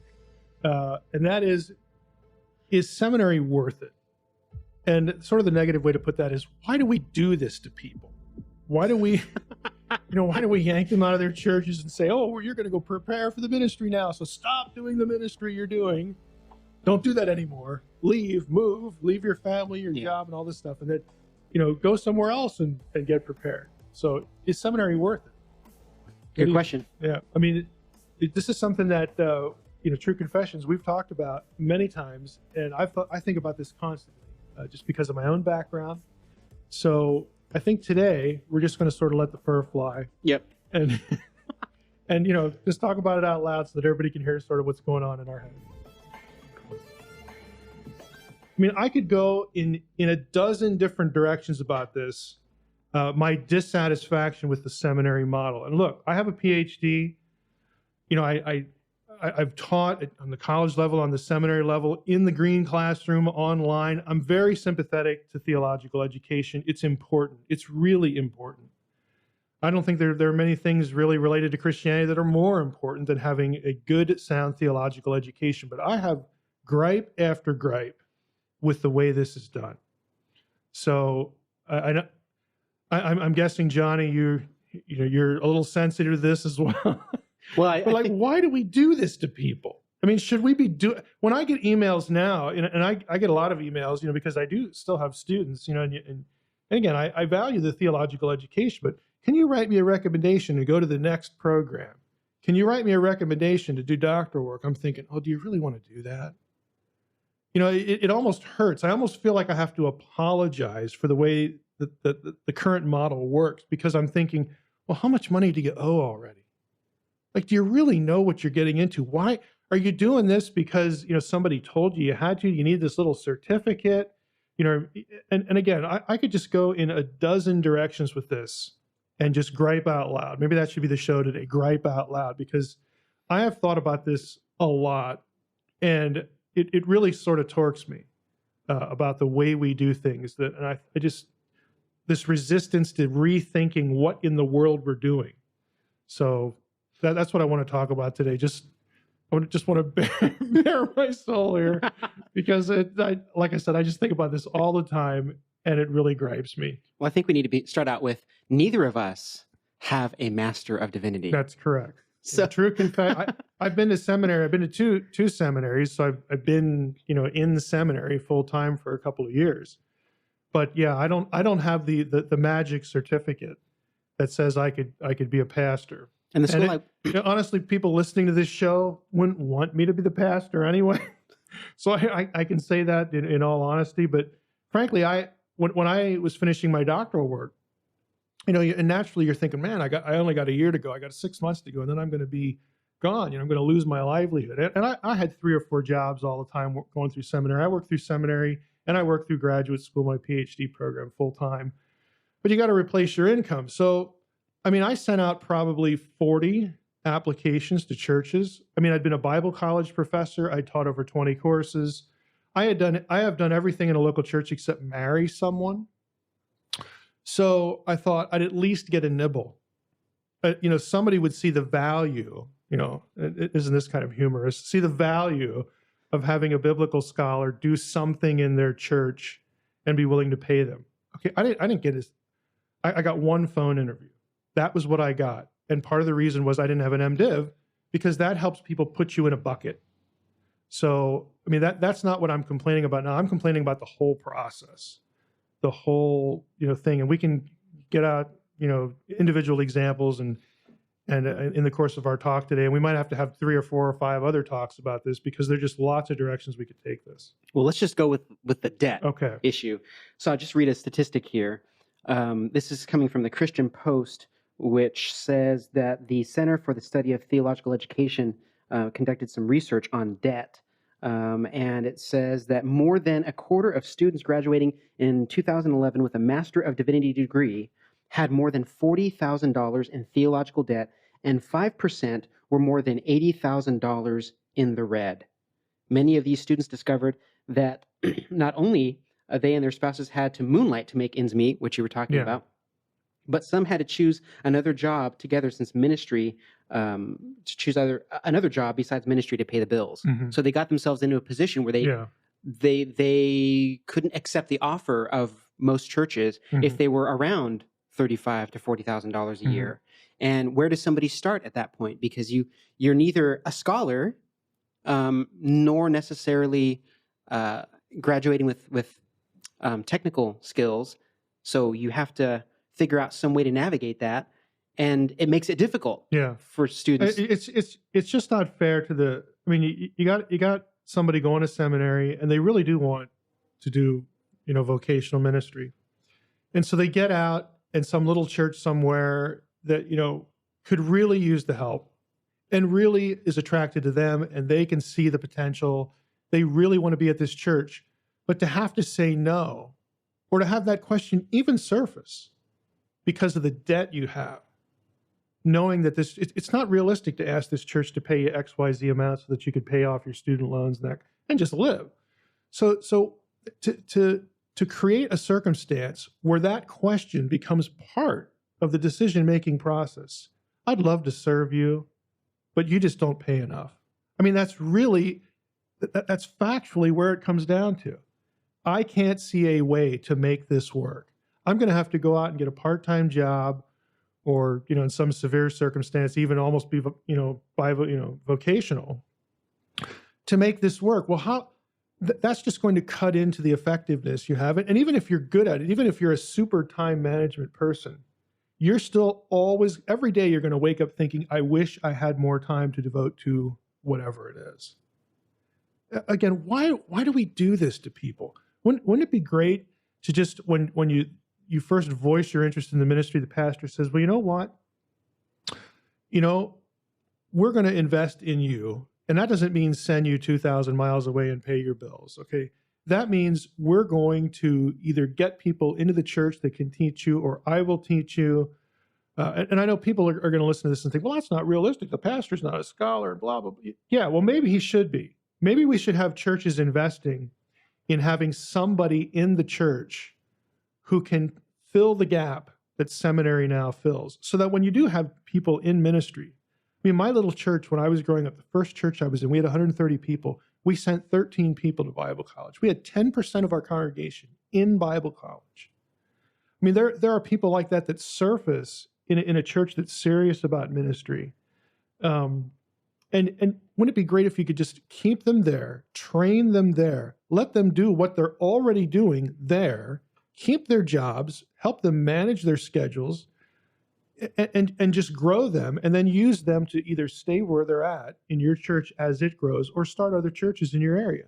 Wouldn't that be, a model that's at least worth trying? Do you think it's more romantic, though, for people to go away to seminary? Like it's some sort of a rite of passage, right? And now you're getting into the myths of the seminary experience. Again, we could go off half a dozen shows on that, but Go ahead. Yeah, well, I just wonder, it gets romanticized, and so is called to ministry, and they're going to go out here and embark on this new journey, and we're going to It's like send them Frodo's off. taking the ring to Mordor, yeah. Well, right. There's this aspect of, yes, we should send and commend these people as they leave us, but it's not as romantic. It's not as enticing to stay where you are and get the training that you need. And from where? Like, the question I have too is, who's going to design the curriculum? And what does that say? What does the presence or absence of any kind of education in the church say about what the church values? That's what I wonder. It's if I have to leave the church in order to get training, what does that say about what they value? Yeah. And I wonder, going back to the lack of interest you had in terms of your own job applications that were sent out, I wonder what does that make you feel about what the church is looking for, and what does that leave you to conclude? Yeah, well, in my case, I mean, I understand the sort of conundrum that churches are in because they don't know me, all right? Because these were all out of state or whatever, and so having the MDiv, it allows them to at least sort of orient you. So I get that part, and since I was in graduate school, I took that off the table, which was a disservice to the churches I was inquiring at. So I understand that because that helps them. But just if we forget that, there are a lot of people in that situation that have an MDiv, and they're in precisely the same situation because now they're having to talk to people that just don't know them. It's just a guess all the way around. You go to candidate, and okay, you have a good day or you have a bad day. When you're candidating, you have a good day, and everybody, think, oh, this is going to be the person for us. Well, maybe not. I mean, there's all sorts of factors here. But if you're homegrown, if people really do know you, and you know them, if it's a fit or not. I mean, the guesswork is just taken right out of it. People might think this is pie in the sky, but guess what, folks? This used to be done. This is the way seminary used to be before we professionalized it. Back in the old days, again, okay, we're talking the Revolutionary period, or a little bit beyond, maybe if you weren't on the East Coast, anyway, it lasted a lot longer than that. But there used to be something called the Log Cabin College, where a pastor, and again, think about what a church would have to value, like you were saying, for this to work. A pastor would have someone in their congregation, one or two people that wanted to be, like they wanted to pastor churches. And so what they used to do was the pastor would say, okay, for the next X number of years, I can't put a number on it. I'm going to teach you. I'm going to teach you theology. I'm going to teach you biblical languages. You're going to work with me in everything that happens here in this thing we call church. And I will determine at the end of a number of years whether you are ready or not, because I'll be watching you every step of the way. You'll be helping me out. I will assign you to do things in my place, and I'll be there with you. And I will train you in every way, both intellectually and practically, and I'll decide whether you're ready or not. And you do that 2 or 3 times, but then each one of those people did it 2 or 3 times, and each one of those people did it 2 or 3 times. It was actually out of the Log Cabin College that Princeton Seminary was born. When we had these, back in the day, these major seminaries grew out of the church, which sounds astonishing today, but that used to be the way it was. But you were discipling someone in addition to training them, and they were getting to see it on the ground level, and the people knew you knew them, and you would go off and start a different church, maybe X number of miles down the road or whatever, and you would build this sort of extended family of churches, because this was the method. Well, look what the pastor has to have the time to do that. The congregation has to be doing the work of the ministry that the pastor isn't doing, because the congregation values multiplying itself in this way. It's not everybody in the congregation has 5 different needs that they all expect the pastor to fulfill on any given week. Okay, they're meeting the needs of the people who are there, in their family. We talk about church being a family. Well, is it always dad who who does this in a family? No, you have these large families, or even families of 4 or 5. there's an expectation that we help each other. We're sort of all in this together. We help each other when we can. And you know, I'm not saying that you throw leadership out the window and all that stuff. That isn't the point. The point is we've now devolved, you know, to this situation where the pastor just doesn't have the time to do this because he's putting out a dozen fires every week because nobody else is doing it. Again, it's just this compounded effect. And you know, again, why do we do this to people? What you just described there, that log cabin movement, that's what I was looking for. That's what I was looking for when I was interested to go into ministry and do it as a vocation within a church context. You know, that's what I was looking for. I wanted to find somebody who I respected and whose ministry I felt like that is something that I want to see replicated and multiplied. And instead, you know, you have to go, you know, out there. And I didn't get a Master of Divinity because it got to the point where I had accumulated so much debt that I realized I'm going to be here to take another 30 units because the master's degree I got is 60 units, which is already 30 units more than most master's degrees. Yeah. So it's again, let me keep going though. Let me keep going. 60 units, okay? Now, another 30 units to finish a Master of Divinity would have added another 2 years onto the timetable and would have incurred probably another $15,000 in debt. So I was already at the place where I said, you know what? Maybe I have the chance to take all those practical church courses, church-based courses at a church. Maybe I can take preaching and worship or small groups and biblical counseling. Maybe I can take all those things as some sort of field assignment practicum. As I was thinking in my mind, I'll finish this 60-unit degree. Then I'll be able to move into the church. Johnny, that's not going to satisfy the accrediting association. Well, definitely not as part of a degree. But I at least wanted to find that somewhere. And I felt like part of it was it was rare to see the pastor have time. And most of what seemed like was happening, the pastor was either involved in what you were saying. There was a lot of personal care, or it was event coordination. One of the two. There was, and isn't that basically what pastors do? Put out fires or event coordinator.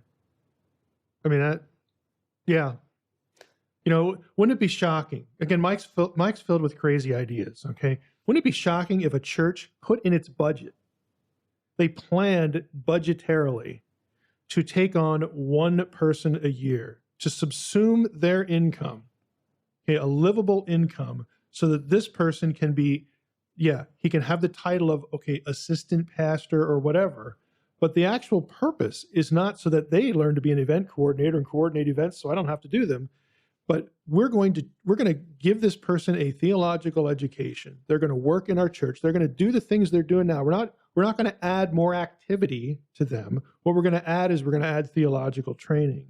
And then they're going to do things in the church and you know, they'll see other things that maybe they're not immediately tasked with, see how those are done. Again, all this quote unquote practical training. But you actually take somebody and groom them, you meet their needs financially, and then you launch them after a year or 2 or 3, and then they replicate the model. You know, because what we're doing right now is we're ripping them out of their homes, their jobs. They might even have extended families. They might have kids in high school. I mean, all this stuff that we do to people, we just rip them out of life and out of their church. And we say, we're going to send you away. You have our blessing and nothing else. You got our blessing, and go off and accumulate all this debt. And then, boy, we hope you find a place like the one we're ripping you out of. You know, it doesn't make sense on a number of levels. And again, there are reasons historically why we do it this way now. But what I'm asking is, why do we have to play in this box? Yeah. Why do we have to play in this box? And can't we do something better than this? And of course, well, they need that MDiv degree. The state has to, really? You know what? The state doesn't have to do anything when it comes to the church. Well, they need that MDiv because the state recognized so they can marry people. You know what? You tell people to go down to the Justice of the Peace and get married. You come back here and we'll have a celebration. I mean, I can't really think of anything that the state has to approve within a local church context. I mean, we just do it this way because culturally this is how it's done. And again, I'm just questioning the whole we haven't even gotten to the education. No, we haven't gotten to the curriculum yet. Right. That's one of the, well, can they really learn what they learn in seminary? Like, play the mystical music now, about the seminary. I got news for you folks. A lot of what happens in seminary is about seat time. It's about reading X number of pages so that you can count it as seat time. It's about credits, X number of pages written or read so that you can grant credit for that because the accrediting association, that's how they measure it. There is so much wasted time and effort in what happens in seminary right now, just accumulating time, producing written pages, reading written pages, doing all this sort of stuff that it lacks focus. And then, we could go off in the biblical languages. Oh, let's turn people into translators. Why? We've got 100 English translations. Why are we doing this? Right.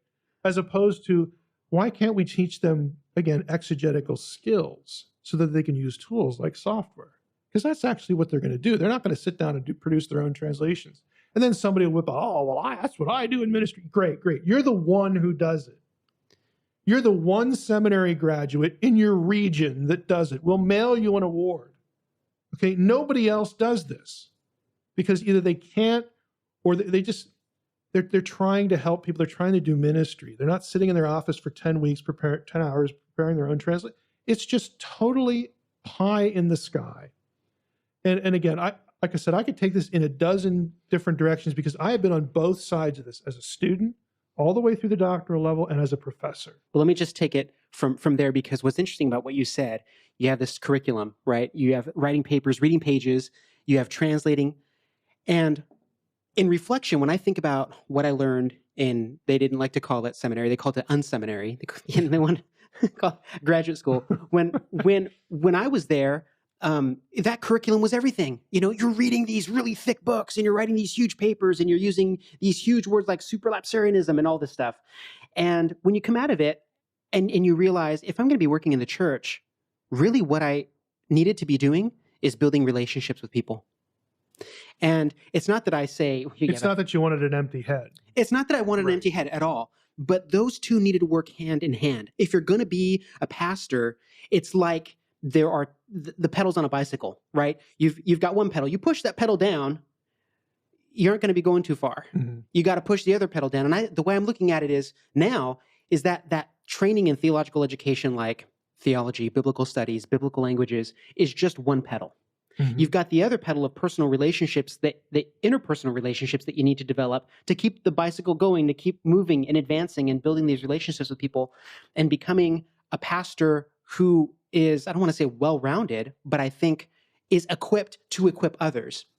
So along those lines, I just wonder how much of the curriculum is relevant, because when I look at it, how many pastors leave their jobs not because they picked the wrong translation, mm-hmm. not because they couldn't write 5,500 words for a term paper, not because they didn't read the entire book, mm-hmm. but because they couldn't get along with people and they didn't know how to help people get along with each other. There's this whole aspect, I think, that's ignored in seminaries that's teaching people interpersonal skills, interpersonal communication. How do you sit in a meeting with your elders and deacons and pastors and deal with confrontation, deal with dispute, and come to a point where you can say, we came to this room in conflict, mm-hmm. and we left with resolution. See, that's something that I think has to be not only, taught, but it has to be observed. Mm-hmm. I mean, you almost need to have classes where you're role-playing and saying,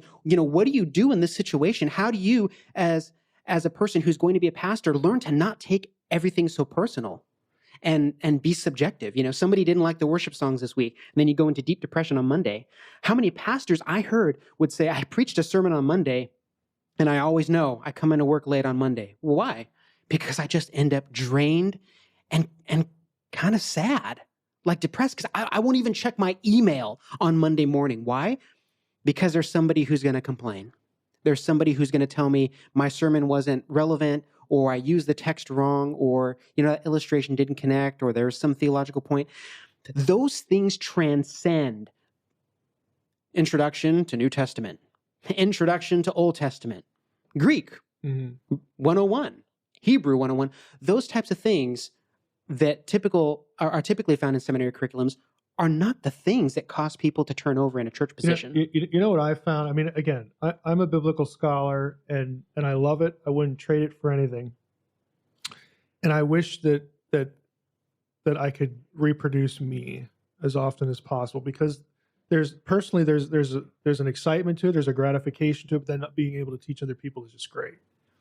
Okay, so I am not, anti-education. Even the highbrowed stuff has some purpose, but see, that's the key, because what happens is you walk into a seminary class and you look at the required reading list. And okay, I got to read through all this stuff now, and it's very rare.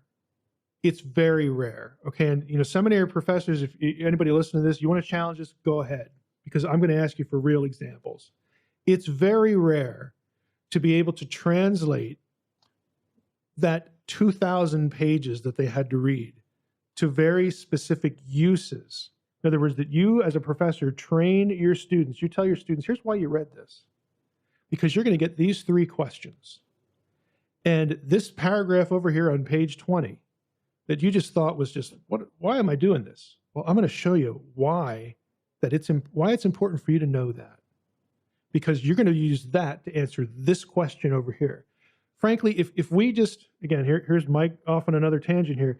If we just geared seminary instruction in all areas, all field disciplines, to addressing specific questions, we could cut the reading amount probably by 70%, and we could have people, we could teach them what they need to know as pastors, and then where they're going to use that. Here are the 100 things. And I know guys that actually approach seminary as students like this, and they got a lot out of it, because they thought, look, I'm going to go into seminary, and my roommate in college made a list. These are the 50 questions I have right now that I want answered by the time I graduate. And they could do that because they knew if I have them, other people have them, and I'm going to get asked these questions as a pastor. So they went into their classes not caring about a grade. They wanted that question answered. Yeah. And if we taught that way, okay, nobody, when they graduate, from this institution, this degree program, whatever, is not going to, is going to fail to be exposed to these 100 questions. These are the 100 things that you need to know, because odds are this is going to come up in some sort of question from a person in the congregation. People are going to see something on YouTube and they're going to have a question. Did Jesus ever live? What about zeitgeist and all the, the stuff that happens now, divorce and remarriage, all the, what about Hebrews 6, losing salvation, all this stuff. I mean, you as an administrator, as a professor, as a pastor, I would say, teaching your own people, this whole log cabin thing. I know what those questions are, and I know how to attack them. And that is how I'm going to teach you doctrine. That's how I'm going to teach you biblical languages. That's how I'm going to teach you Old Testament, New Testament. I am going to put these questions in the crosshairs, and we are going to attack them so that you are competent in all these ways. And it might be 200 things. Who knows what it is? But nobody does this. You hand out a syllabus. Here's X number of pages because the accrediting committee says I have to assign this number of pages. I have to assign this number of assignments so that it takes you X number of hours outside the classroom to satisfy the accreditation, requirements, so that we can legitimately offer 3 credits for this course. That's how it works. Yeah. That is what higher education really, again, has devolved into. Seat time, out of class time, filling up your time, taking your time with reading and writing. And again, yes, it's important to be able to write a competent research paper because that's a reflection of how you think. It's a reflection of how your ability to use language. I get that. All I'm saying is there's so much wasted time and effort in the way things are done now.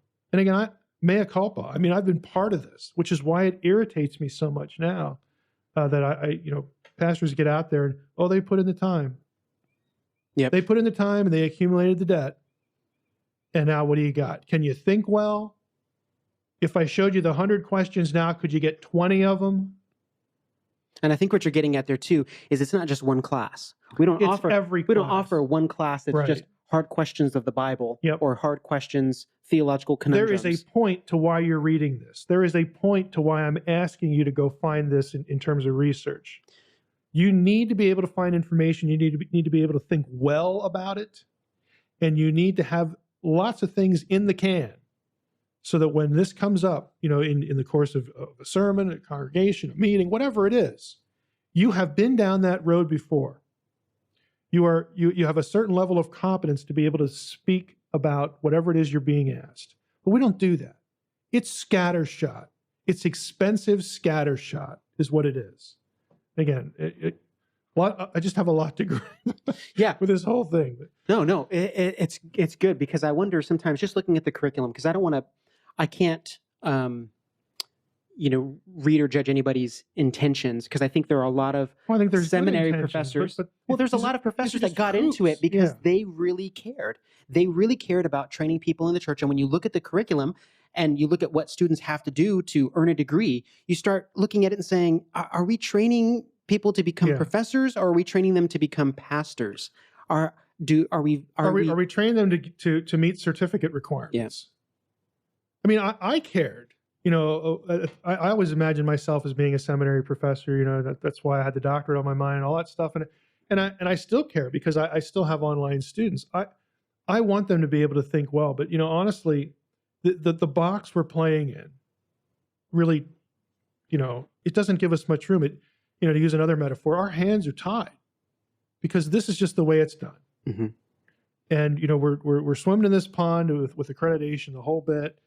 And I just have to think we could do better than this, and in all sorts of ways. Yeah, the two things that helped me as I was going through the unseminary or graduate school was flipping around this analogy. I thought if I went to graduate school, that was a factory where they were going to take me, the raw materials, and they were going to turn me into some other thing as a result of attending and going through this assembly line or this factory, and I was going to come out, not to make myself into a commodity, but a product that would be useful to churches.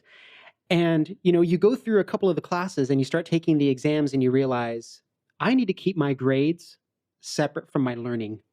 I need to keep those separate because there were times where I would feel like reading a book or translating some verses. I would have profound moments of just, wow, that's what the gospel is, or I never saw things that way. And then you get back, you take the test and you realize, I don't know, quite a few of these questions, the answers to them. And then you get something like a B and you realize, there goes my hopes at going into Cambridge or, Oxford or whatever, because you look at it and say, I learned all this stuff, but then my grades didn't reflect it. And I had to turn that around and say, this school is the place that supplies the raw materials. Mm-hmm. I'm the factory. Right. I take these raw materials and I'm going to turn this into something.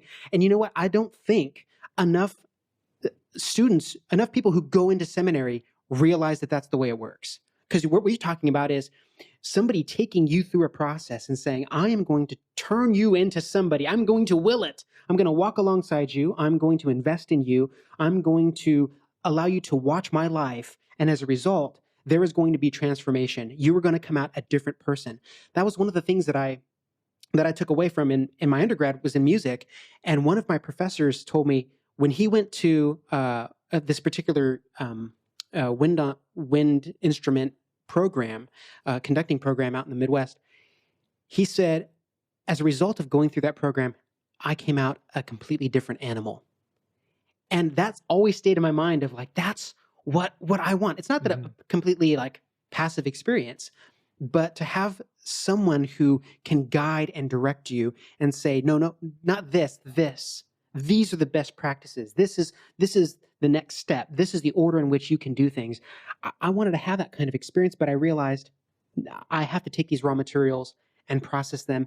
And I don't think enough seminary students realize that when they get into a program, that they're hoping for that kind of change and transformation, that they're going to be different as a part of taking that New Testament introduction class, and something's just going to happen to them. But see, that can happen if you have this real close mentoring relationship, not just in the mentoring class or the practicum, okay, but all the way across the board. Because a lot of students think I'm going to go to seminary and I'm just going to, there's the sage on the stage, and I'm going to sit at the sage's feet, and I'm going to be able to ask him all these questions, and we're going to have this mentoring. Look, forget it.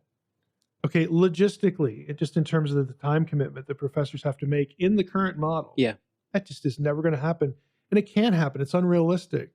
It's an expectation that the professor can't meet, just because there isn't time to do it. And frankly, for the students, there's not, because they got to go run to their job, jobs.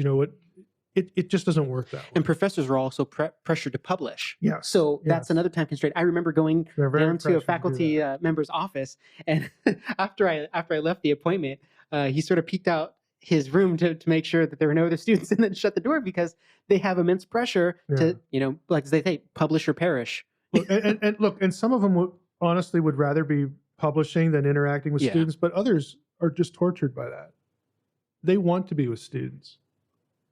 And it just doesn't work. They literally can't do it, because I want to keep my job. I got my own kids. I'm here. I love this place, so I gotta jump through these hoops again, because this is the way it's done now. This is the model. And gosh, I wish I could spend more time with you, but I can't. Mm-hmm. That's just real. That's just really the way it is. But anyway, I think we've just sort of scratched the surface on this one. I know that's the way I feel. I could just go in all sorts of directions with this one, because again, I've just seen this from both sides and want it to work. Theological education is really important. Training for ministry is really important. But I am just sort of soured on the model. Yeah, I see so many things that need attention. And I can't help thinking there's just got to be a better way to do this.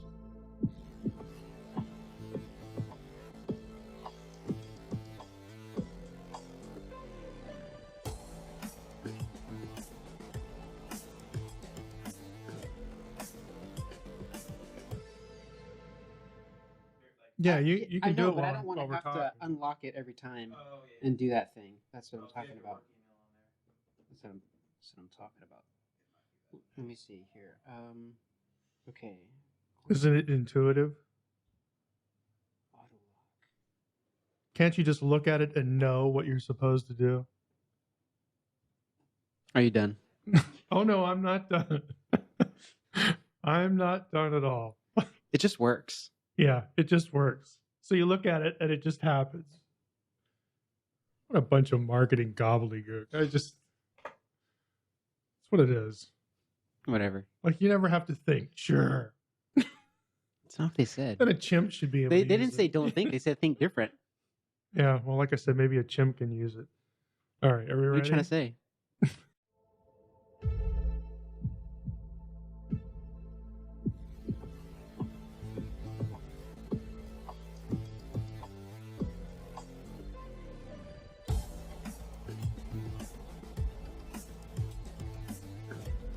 Welcome to Questions Aloud, and if you're unfamiliar with the show, this is the show where we talk about things that maybe aren't terribly comfortable in a Christian context, but we know you're thinking about them, and we think about these things too. And today I have to confess, if you ever see Mike on a YouTube video or hear me on some podcast like this one, and I just flip out, this will probably be the topic, because this one just pushes my buttons.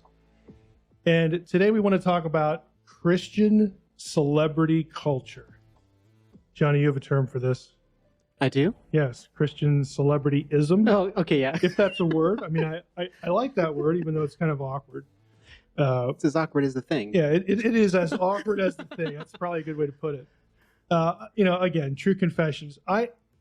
I just have no time. This one really pushes my buttons. How you have pastors, especially people who are supposed to be servants in ministry, that frankly are absorbed with building their brand. I don't even think pastors should have a brand. To me, that's just absurd. Did the Apostle Paul have a brand? Was he a brand builder? If he had cell phones, would he be taking selfies when he went to Ephesus? And here I am in front of the synagogue, and here we go. You never heard of Apostle Paul International Ministries? Please tell me you're making that up, please. Look, this is so phony. And I want to tell you how phony this is. And this is actually a little close to me, which is why, I'm so irritated by it. But because of stuff that I've done online, and I do lots of interviews, and I'll just use the Coast to Coast AM example. What is Coast to Coast? Coast to Coast AM is the most listened to late night talk show in the world. Okay, it has an audience of anywhere from 5 to 10 million a night. I have been on that show 28 times. Okay, so when I look at these basically pastors that are doing nothing but building their brands with selfies and Facebook and social media, that I think, look, are you serving anybody? All for one, and I'm the one. That's the messaging of this. Look, I have news for you, dude. More people have heard my voice than will ever hear yours. Okay, but you know what? I don't care. That is not why I do it. I just detest the whole Christian celebrity thing. And I know in some cases it can't be helped, because a guy will write a book, or a woman in some ministry will be known for something that they do really well and it's really helpful, and they just get famous. The thing that I'm really irritated about is the people who sort of know that and cultivate it, or the ones that want it. Mm-hmm. They want the attention. I don't spend any time in my life thinking about getting attention. To me, it is totally counterproductive. It's ungodly. Okay, I mean, I will say that it's just ungodly to think that I'm called into the ministry and what I'm about is building my brand. That just irritates me to no end. And I could say some really unkind things if I haven't already. But that just pushes my buttons. Yeah. Well, so what do you do with a person who says, like, let's take an example. They launch a book, and then now they're tweeting, Facebooking, all that stuff. How would you say is a way for them to do it that doesn't come across? Focus on the content. Don't focus on you. I mean, and again, we just launched, my book, The Unseen Realm, and all that stuff. So we had to do this, and we're going to continue doing it. But the focus is the content. It would feel like a failure if I went up to Amazon and read reviews about my book and people were talking about me. I would think, you have failed. I mean, don't write another one if this is the result. But when people talk about, the content changed my life, or I learned so much, or why didn't anybody ever tell me this stuff? I'm thrilled with about Bible studies, now. Again, renewing the thrill of discovery, that I love, because I can tell you're not absorbed with me. Okay, you are into the content. And so for someone in ministry, direct them to Jesus, direct them to the Bible. I mean, how academic, how simple, how biblical is that simple thought? But again, a lot of cases, what I see happening is it's about them. It's about, the sin I was in and now I'm not, or this cool thing that I do, this talent I have.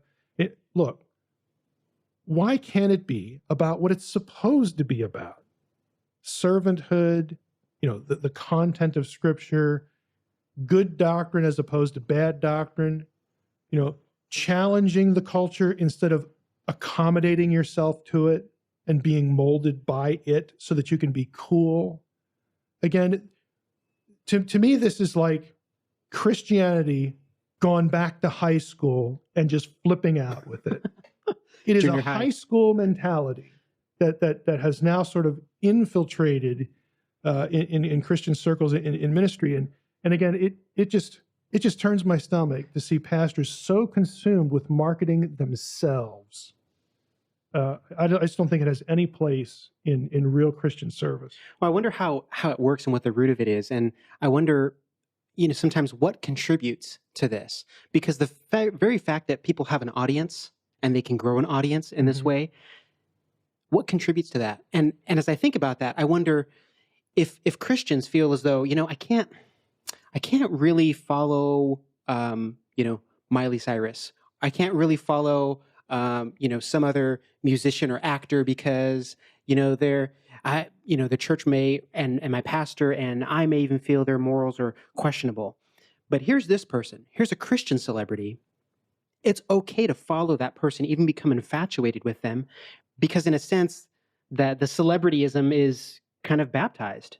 I mean, isn't it somebody I should follow? is it better this person than that other person, right? So I wonder, they wouldn't be the problem if they weren't able to grow and gather an audience, right? I mean, that people would say. I just wonder why we're concerned with having an audience to begin with. Probably for marketing, right? Yeah. Well, in other words, if you're in the ministry, let's say you're a pastor of a church or you wrote a book or something like that. Okay, yeah, you write a book, you need people to buy the book so you can write the next one. All right.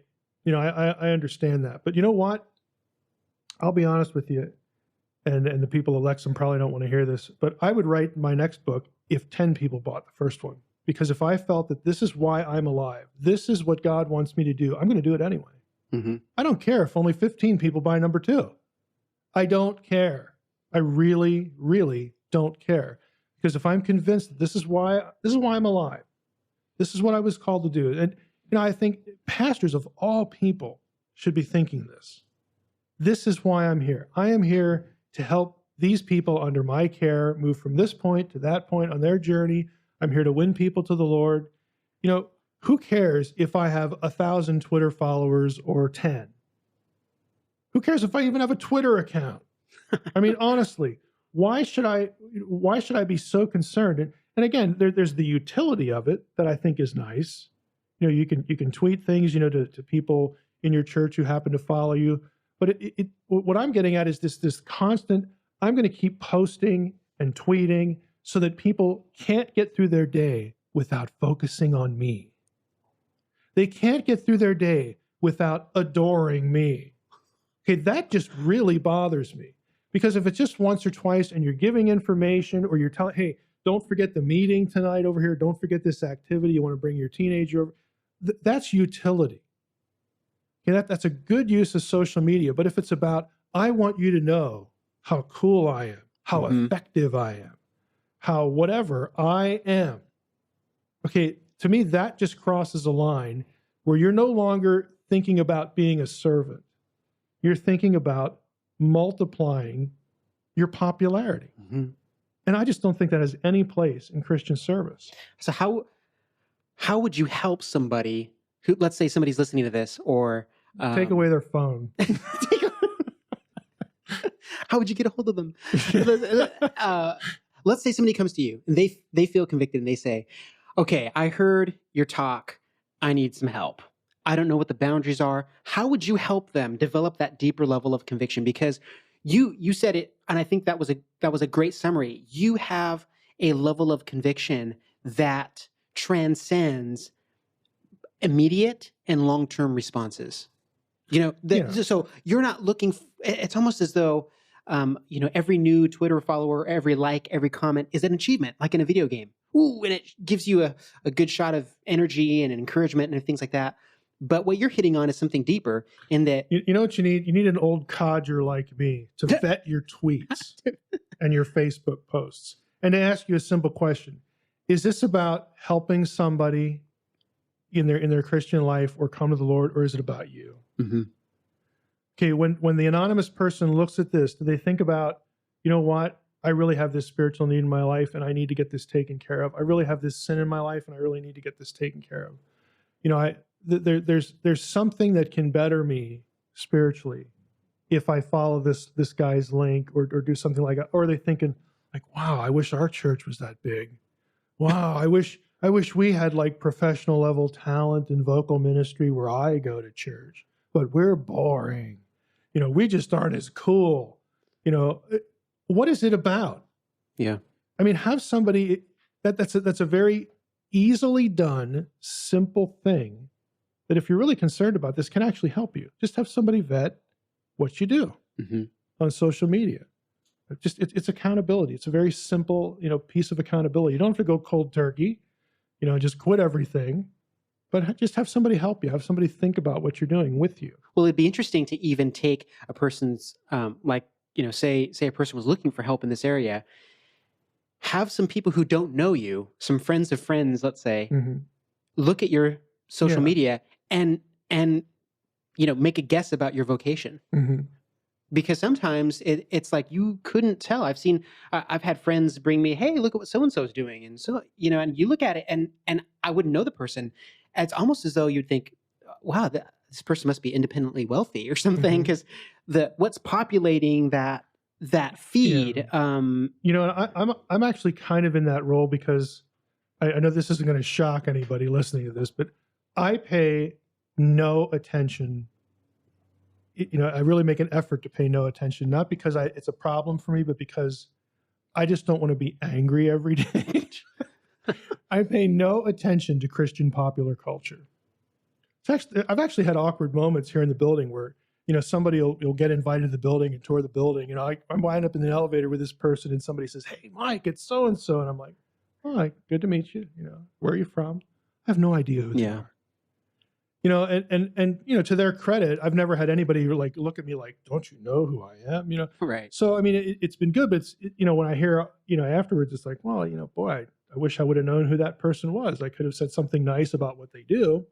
I pay zero attention to this, because in the worst, examples of it, it just turns my stomach, So, I mean, I will periodically, I have teenagers, so I do see some of it. I mean, I don't do any of it intentionally, but, "Dad, look at this. What do you think of this?" And it's some pastor, stretched out on a couch, bare chested, hanging out with a celebrity, like, really? I mean, my first thought is, you should be ashamed of yourself. Like, is this what Paul did when he went to Ephesus? Like, when he got to pal around with, some local political figure? No, he's basically telling the person, you need to repent. I mean, it's like, hey, let's go, pick out some nice looking babes here and take a selfie. Let's go sit by the pool and take a selfie. Hey, I'm hanging with so. It is just so counter-servant. I mean, again, if you took that and had somebody who wasn't, acquainted at all with the Christian orbit, I've seen these pictures. I don't know who any of these people are, except maybe for like the celebrity. I know who that person is. And then you find out, oh, they're pastors of this or that church. Like, really? Why would they do that? Oh, well, they're hanging with this guy to minister to him. Really? Looks really effective. Hope the hors d'oeuvres were good. I mean, it's just absurd. But that's the way it's going to be legitimized. Mm-hmm. And then for somebody like me, again, the old codger, the stick in the mud, to come along and question it. Well, guess what? I'm going to question it all day long, because I just think, again, it really doesn't have any place in being a true servant. I mean, I hate to use, this is a controversial example, because, Mother Teresa was Catholic. But when you looked at her, it's like she's working with lepers. Yeah. And she would just rather you not be there, because you're in the way. Guy with the camera. Okay. There are just so many people out there doing so many really worthwhile things that no one's ever going to notice. They're never going to take a selfie, okay, with what they're doing. But at the end of the day, those are the people doing the work of the Lord. I mean, it's not, well, I had 10,000 Twitter followers. What did they have? Well, you know what they have? They have reward in heaven. You don't, dude. I mean, that's really what we've got. So again, like I said, this is a topic where I could offend lots of people, and I don't really care, because I think this needs to be on the table. What kind of culture does the ministry have today? I don't know how we got to this point. I mean, honestly. Yeah, I mean, social media is everywhere, and I think a lot of churches are thinking, this is a way to communicate, but at the same time, to communicate. Yeah, you realize what are you communicating? Right, you realize that there are. I don't want to. It's a part of the culture. Like, let's say musicians, right? Musicians are probably the most popular people on Twitter. Mm-hmm. If you look at, I don't know who holds the most followers, other than porn stars who aren't really porn stars, like the Kardashians. Well, yeah. Mm-hmm. Other than that, yeah. I mean, the musicians are going to be people who have a lot of followers, and you think, by relationship to that, you have worship leaders, right? Who are going to garner a lot of followers, and it goes back to that same thing of feeling. I remember when I was leading worship and feeling as though, I probably shouldn't listen to Van Halen anymore, and then looking for somebody else, like, well, can I find a Christian version of Van Halen? These are the things that you think about when you're a new believer. You start thinking like, okay, I need to replace this somehow. And I still wonder if for a lot of people, they're caught up in that, and even some people feeling as though, hey, I'm giving somebody a positive image or a positive model in this sense, but don't realize that it's. I think yeah, you have that. I mean, they're because they're a product of the culture, and they are trying to be a Christian in the culture. That can happen. But I think for that person, it's still good for them to have their awareness raised. You know what?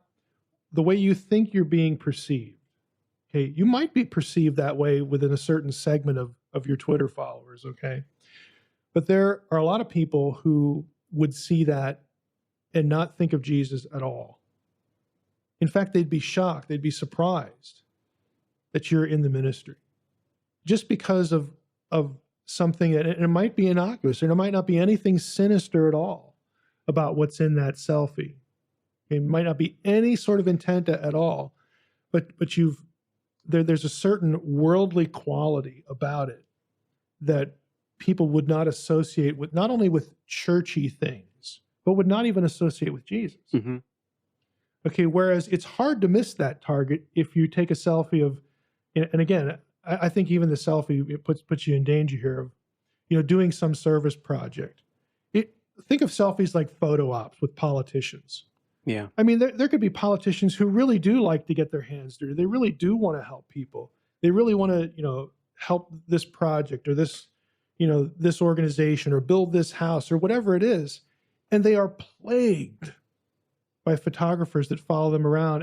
And even though it's not a set up photo op, it looks like that. Yep. And that's just really unfortunate. But,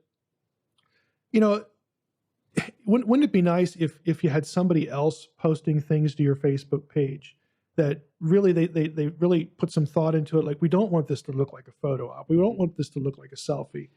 We want, we want to cast this positive image of our pastor, getting involved with people, in some way. I mean, there are just, I think, thoughtful things that could be done, thoughtful ways this could be approached, where you don't have to can social media. Social media is just part of our lives and our culture. It can accomplish a lot of really good things.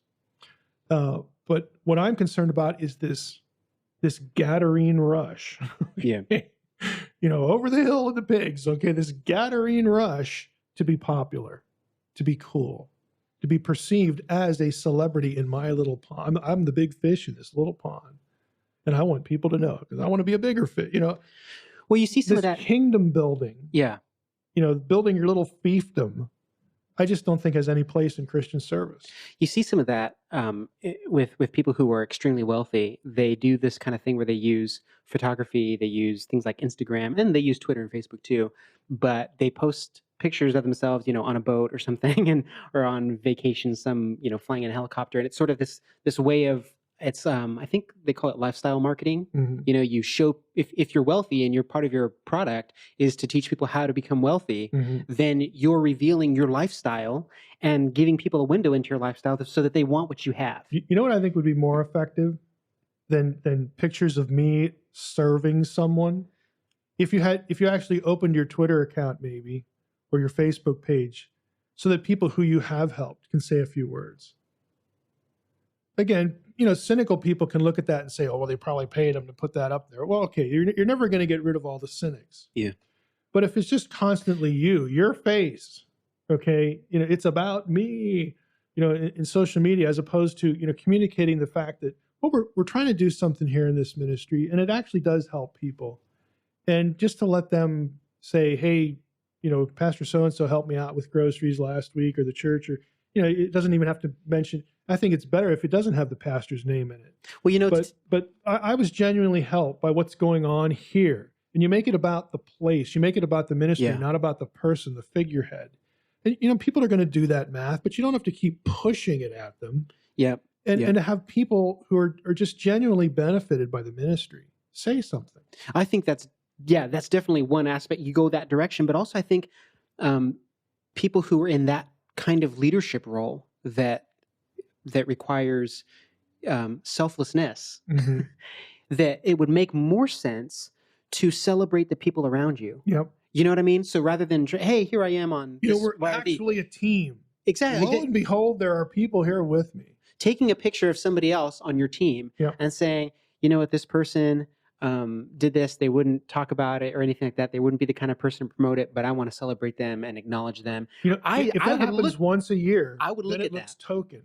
Well, but if it happens regularly, it's not token anymore. Exactly. That to me would be, wow, that this person, I would not want what they have necessarily. I would want to cultivate what they have. Mm-hmm. Do you know what I'm saying? There's a difference there between just saying, "Oh my gosh, I covet your team now." Yeah. No, it's like your worship team's great. We can do that too. We can function as a team too. Yeah. Well, you look at that person and say, you know what? That's a model to me.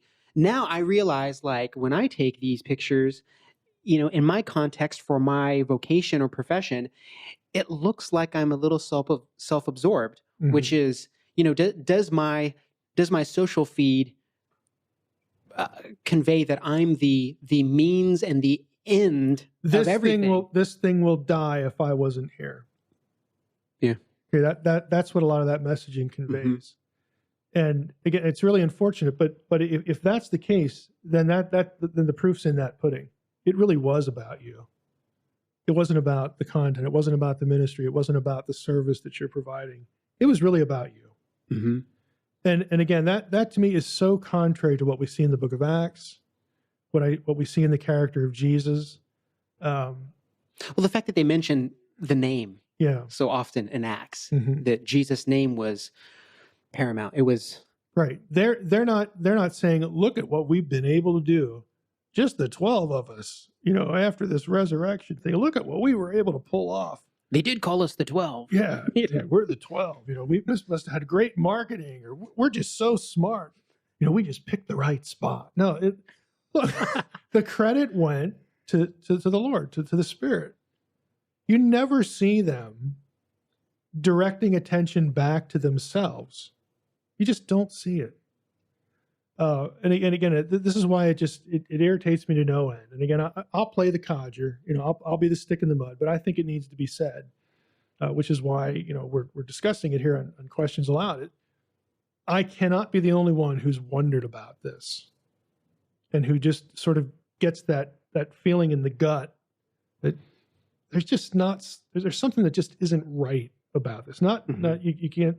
You don't want to say, that this is evil and wrong and sinister, even though in a couple of cases, I would say that. But there's just something just needs to be adjusted here. Yeah. And again, if it's all about you, it just shouldn't be.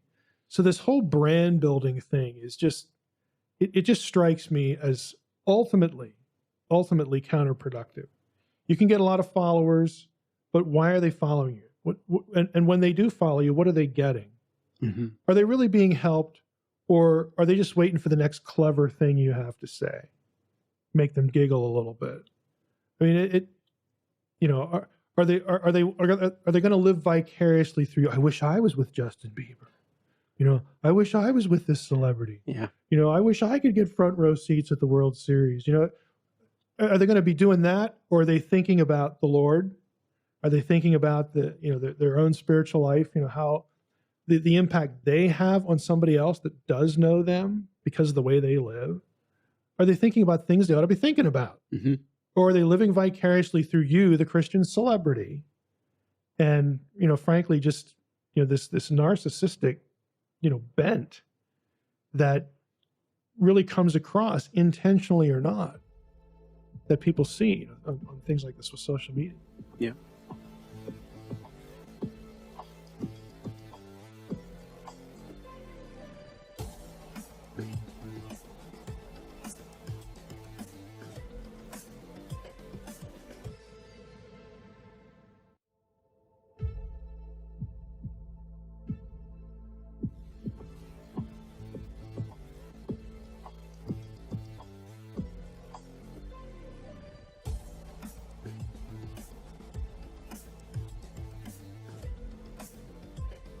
Well, over the weekend, I was watching what I sort of affectionately refer to as the Fantasy Channel, probably known to most people as the History Channel.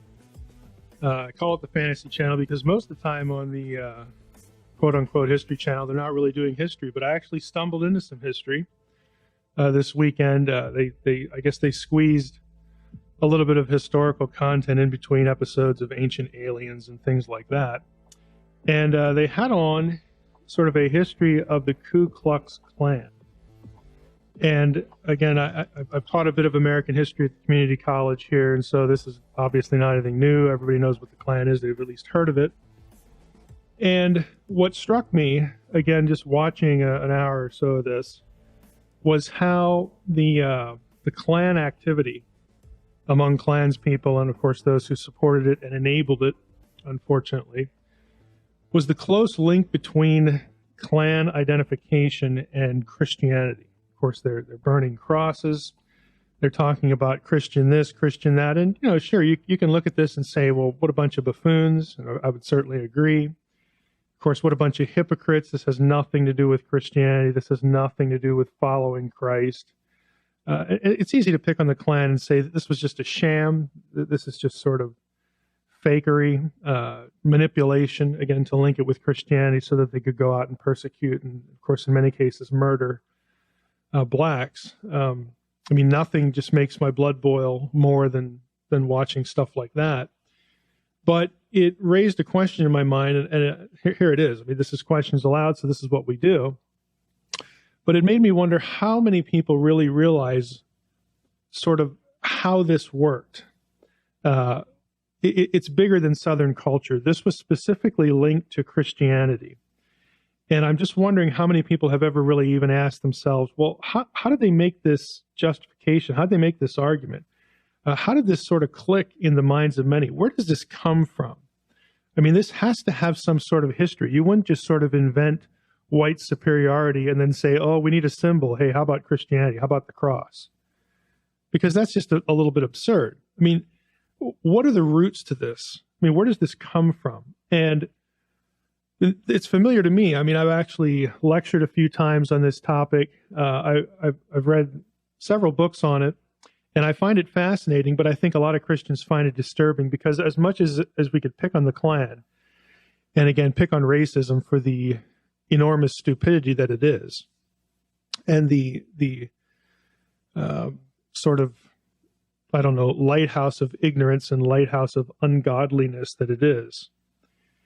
What a lot of Christians would be disturbed by is the fact that you can lay a lot of this at the feet of the church, and it has very deep, long historical roots. Now, what I'm not saying here is I don't think Christianity today is at all on this bandwagon. I think that's a lot of just nonsense propaganda that you get from left-wing media. I don't think there's any real demonstrable reality there. But when it goes, when we look at history, all the way back to the 15th century onward is what you have to understand. You have to understand why slavery, why the presumed inferiority of certain races, how that came about historically in Europe. And a lot of it came about because of the effort to keep the Bible in its sacred status, to interpret the Bible in such a way so that its sanctity was preserved. And you say, Mike, that just sounds crazy. Well, it isn't crazy.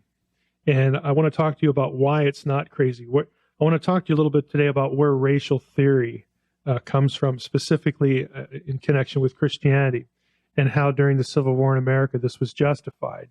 And of course, in Europe, justified long before that. So let's go back to the 15th century. This is what historians refer to as the age of discovery. What's going on? Columbus, of course, others. They're discovering the new world.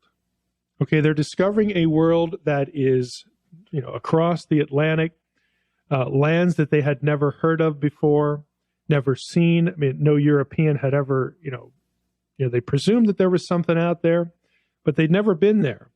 And you can actually go back to historical books, medieval material, Renaissance material, early modern period, and they speculated on what they would find if they found other lands on the other side of the Atlantic.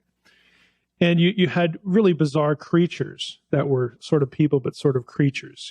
If you've ever read C.S. Lewis's The Voyage of the Dawn Treader, they reach an island that's populated by monopods.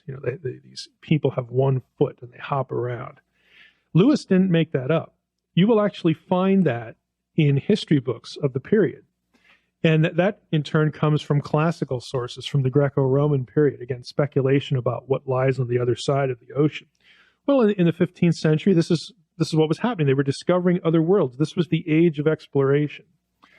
Also, between the 15th and the 19th century, let's just broaden it and make it those 4 centuries, because what we're going to talk about is, again, 19th century America on into the early 20th century and the racism that ensued. But if you have the age of exploration, 15th century and onward, what else is going on? Well, you have explorers from Europe going down to places like Egypt, Napoleonic era, the famous Napoleon expedition to Egypt, which produced lots of artifacts. The British, of course, were there. This is the era when the Rosetta Stone was uncovered. Why is this important?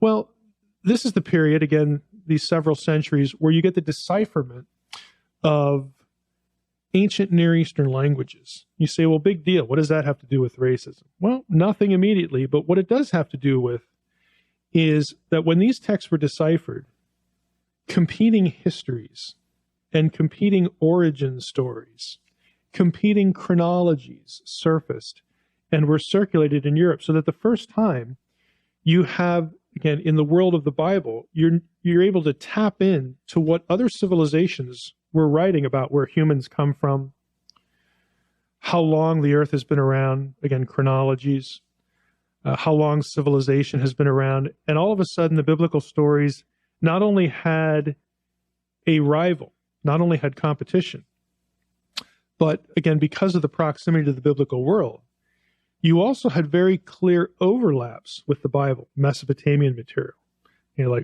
garden paradise stories, flood stories, Tower of Babel, confusion of languages. You had parallels to the Bible, but yet they didn't sound completely like the Bible. There were differences. There were historical king lists that lined up, even in some cases, by name with Genesis 5, but the chronologies were a lot longer than what's in Genesis. Also, during this period, you had the decipherment of Sanskrit. You say, what in the world is Sanskrit? Well, Sanskrit is, again, one of the literary languages of India. It goes all the way back into antiquity, ancient times. This is the period, again, these 4 centuries, when Europeans were able to crack Sanskrit and decipher it. And they found out some fascinating things. Again, competing theories of origins. This time, this is outside the world of the Bible. This doesn't sound anything like the Bible. Antiquity of civilizations, kings, chronologies, origin stories, flood stories. I mean, you name it. There was a whole new package. And most surprisingly to people during this time was the discovery that Sanskrit as a language belonged to the Indo-European family. Now, what is an Indo-European language doing all the way over in ancient India? I mean, Indo-European is where all the European languages come from. Greek, Latin are Indo-European languages. These are not Semitic like Hebrew, Mesopotamian languages, all this stuff. So now all of a sudden we have a whole other world open up to us that's outside the biblical orbit, so to speak. So we've got discovery of new lands. And of course, when you discover new lands, you find people. And there were people over in North America. There were people in what would become known as South America. And they weren't monopods. They were like us. Skin color. We had, Europeans had seen darker skinned people. That, of course, is in the biblical period, ancient Egyptian period. That wasn't anything new. But what was shocking was that you'd have people in these lands across the Atlantic. So the question is, how did they get there? Because the Bible doesn't talk about North America. It doesn't talk about South America, Central America, Canada, again, these regions over west of the Atlantic. It doesn't talk about any of this. And so people began to wonder, well, we've got all this sort of flying at us, and we've got the decipherment of all these really ancient languages, both in the biblical world and outside the biblical world. Maybe the Bible doesn't really have the correct story here. There were other factors. I mean, this isn't it. Again, all of this happening at the same time. You have the development of geology as a science. And now we're getting into really, really long periods of time. Geologic ages, again, that affect the chronology presented in the Bible. You, of course, most famously have Darwin, The Origin of the Species in 1859. Now, for Darwinists, races, multiple races, wherever they were that's not a problem. Well, this is evolution. This is mutation. You either have different species or within the same species you have mutation. Big deal. And again, all of these forces converged in these 2, 3, 4 centuries, and it really was a significant challenge to Europeans who had grown up with the Bible, the core of Western culture, to have all of these things sort of combine in the perfect storm to raise lots of questions. And they were real questions. They weren't theoretical questions. These other ancient texts did exist. They had been translated. They were coherent. These people across the Atlantic in these other worlds that we weren't even sure really existed, that the Bible doesn't mention, they were real. Okay, this was not theory. And so people they just had to do something. They had to come to grips with this. Now, people who hated Scripture, hated the Bible, this was like a heyday for them. This was a, pun intended, a godsend, because they were looking for reasons to reject Judeo-Christian origin stories, specifically stuff that you'd find in Genesis 1 to 11. They thought it was unscientific, and the discoveries of their day were proving it to them. They thought these were just fairy tales. Again, why doesn't the Bible mention these sorts of things? Maybe it's because, and you can see where this would go, maybe the Sanskrit stories from India, maybe they're more accurate, and we should get rid of this Jewish record of our origins. I mean, this became a stream, all of this, again, the perfect storm. All of this became a stream that fed into anti-Semitism as well, which was nothing new, but it just got new traction for different reasons. Again, for unbelievers, again, this was a great time to be alive. For Christians, though, this was a period of crisis. There's too much real evidence. What do we do? How do we reconcile this? Where you really either have to dump the Bible and say, I guess it was wrong, or you have to find some way to harmonize the Bible with all this stuff. You have to find some way to harmonize the Bible with the fact that there are other people in other parts of the world that the Bible doesn't talk about. A lot of those people are not white Europeans. This might help us. If we can answer this big question about where do these people come from, we could probably also answer the question of why are there different races? And then, of course, addressing Darwin, geology, all this stuff. Again, the perfect storm, the perfect intellectual historical storm, culminating really in the 19th century, but having, being a lot older than that. And what this period produced were some of the most bizarre, untenable, unexegetical interpretations of the Bible that you could ever imagine. But many of them became mainstream. Many of them we would look at today and just laugh at. Maybe you don't know whether to laugh or cry. But for the day, they were, again, just what the doctor ordered for in the minds of many, many people. And some of these interpretations are, again, pardon the pun, are the genesis of racial theory, what became theories of racial diversity, whether people of different races were in the line of Adam, were they truly human, or were they not?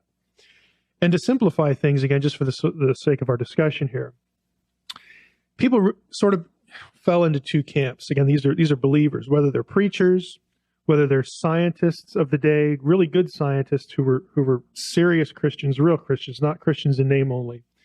But people tended to fall into one of two camps. You were either a polygenist, polygenism, or a monogenist, monogenism. Polygenism meant that there was more than one original couple. There was more than one wellspring of human life. Human life originated in multiple sources, multiple lines, multiple kinds of humans, multiple, not species, but subspecies, and of course, races. The racial diversity that they found then and we find today is due to the fact that single origin of humanity, like the Bible traditionally was believed to have taught Adam and Eve, that was wrong. There were multiple races, and that means that there were humans living alongside of Adam and Eve and their progeny, and also even before. So that you have pre-Adamism, humans before Adam, And you have co-atomism, other humans alongside of Adam. Now that was polygenism. Monogenism, of course, had a lot of defenders because people wanted to cling to the Adam and Eve story. And so then the theory, it gets even more bizarre. Well, you have a single couple, Adam and Eve, but here's where you start to get these stories about, well, maybe what's going on in the garden is there's more than meets the eye there. And so you had people theorize that Eve slept with the serpent. It wasn't really a snake, it was some sort of sinister being, either divine or human or something animalistic. Again, they don't know genetics when these things are cropping up. They don't know, that species can't crossbreed and all this kind of stuff. And it didn't matter. It wouldn't matter anyway. What you have in the garden is special. It's something, sinister and evil and supernatural in terms of darkness. And so Eve gives birth to the line of Cain. Okay, the line of Cain, they become the black hats and the blacks in racial theory, ultimately. And then, of course, Adam and Eve's own offspring, of course, are the ones that are elect, the ones that are the good guys, the white hats. And they would use passages like Genesis 6, because, for a couple millennia, that had been stripped of its original context, sons of God, divine beings, daughters of man, human beings. And they said, no, this is about the line of Adam versus this evil line of Cain, that the serpent fathered and raised up.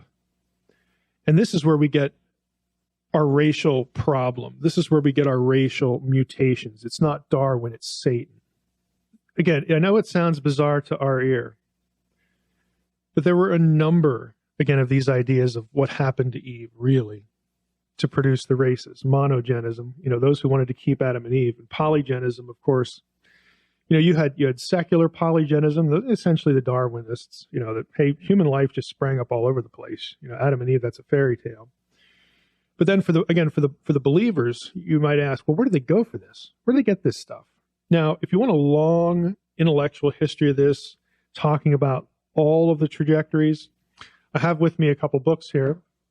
One of them is called Adam's Ancestors. This is by David Livingstone. This is a scholarly work. Johns Hopkins University Press. It is a dense read, but it is a feast in terms of intellectual history. The subtitle is Race, Religion, and the Politics of Human Origins. And the second book, which I have lost the cover to, is called Noah's Curse. And the subtitle is The Biblical Justification of American Slavery. This is an Oxford University Press title. Again, these are scholarly books. They're intellectual history. But again, to pare things down, polygenists would look at things like, well, where did Cain get his wife? Must have been, other people, because you can't intermarry like that because of the Mosaic Law. And you say, oh, Mike, the Mosaic Law was much later. Yeah. Well, what about the flood story? The flood story distinguishes between clean and unclean animals. Okay, so either you want to say that you don't have Mosaic authorship there, it was authored later, or you say, well, I guess they were doing the law things before the law. And that means you really can't, have all this interbreeding going on and have it be a good thing. So there must have been other lines of humans. Okay, there must have been other lines here. What about in the same story where Cain gets his wife, Cain goes out and builds a city. Did he do that by himself? No, he obviously had help. And so polygenism, again, began to theorize that there were other races before or alongside Adam. And this, because Cain is driven out of Eden, this is where you get all this other stuff. Now, again, it takes little imagination to know where this goes. For Europeans, again, Bible believers, trying to harmonize the Bible with science and exploration and decipherment of these languages. For those people, they were the direct inheritors of the Judeo-Christian tradition, this thing we call the Bible, this thing we call Christianity. After all, this is where Christianity, grew and was focused on. Europe was the wellspring for Christianity to take to other places. So naturally, the Europeans must be of the line of Adam. And white Europeans, of course, must be the closest to God because they're in the line of Adam. And that means that all these other lines, however they came up, are less like God. They are less like Adam. And in some cases, again, with some Christians, writers or lay people, it raised the question of whether these other races were even truly human. Maybe they're sort of bestial or animalistic. Again, this is where racial theory comes from. Now, I'm getting a question here. Does this have anything to do, the questioner asked, with Nazis and their racial ideas? Yeah, it actually does, because what happens in Europe is you have, again, the pure race, the white Europeans, because that's the line of Adam. And within Europe, though, what became known as the Nazis favored not a broad European inheritance of the line of Adam. Many of them, of course, anti-Semitic, anti-Jewish. This was too biblical of a story, too Jewish of a story. And so the serious Nazis, the sort of the Nazi occultists like Himmler, who went to Norse religion, and some of these Nordic ideas, some of the bizarre stuff of the 19th century, theosophy, Ariosophy, these intellectual movements that had, ingredients of the occult in them. They believed that the Germans, the Germanic races, were the most superior of the elite race. And the whole Aryan racial mythology was they tried to align themselves with the original great civilization back in ancient India via Sanskrit, the Aryan peoples, the great civilizers of ancient times, because the Jewish stuff is just garbage. So these became alternate, creation mythologies, along with some of the weird, bizarre occult beliefs. I mean, Himmler himself believed that the great Nordic race, the original Nordic race, came from extraterrestrials. I mean, this kind of nonsense, sort of ancient astronaut theory for the Nazis. But again, Himmler's sort of an exception. He's the weirdest among the weird, or the most bizarre among the bizarre.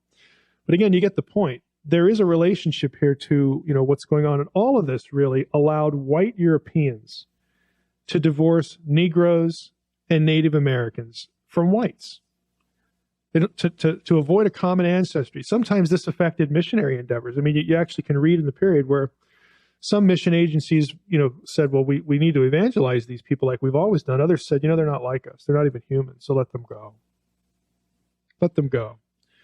And eventually, in Europe and in America, this shifted to, we went from let them go, they're not really like us, they're not worthy of evangelism, they're not really human, to let's dominate them. And this became, again, the justification for slavery. And so all of this fed into what we see in the 19th century, pre-Civil War America, all the way up through the Civil Rights era, when people were running around like nitwits. And again, I think they are nitwits and were nitwits. But when they were trying to convince people of their sincerity and saying this is a God thing, God wants the races separate. Okay, this is Christian to do this. That was not just sucked out of their thumb. They are borrowing, they are imbibing on certain very, very long, very, very ancient ideas. Now, I have one example before we leave today, and I'm going to go out on the internet and read you just a real brief quotation, or just give you a little sample here. In 1867, Buckner Payne, who was a clergyman, this is just one example, again, of many.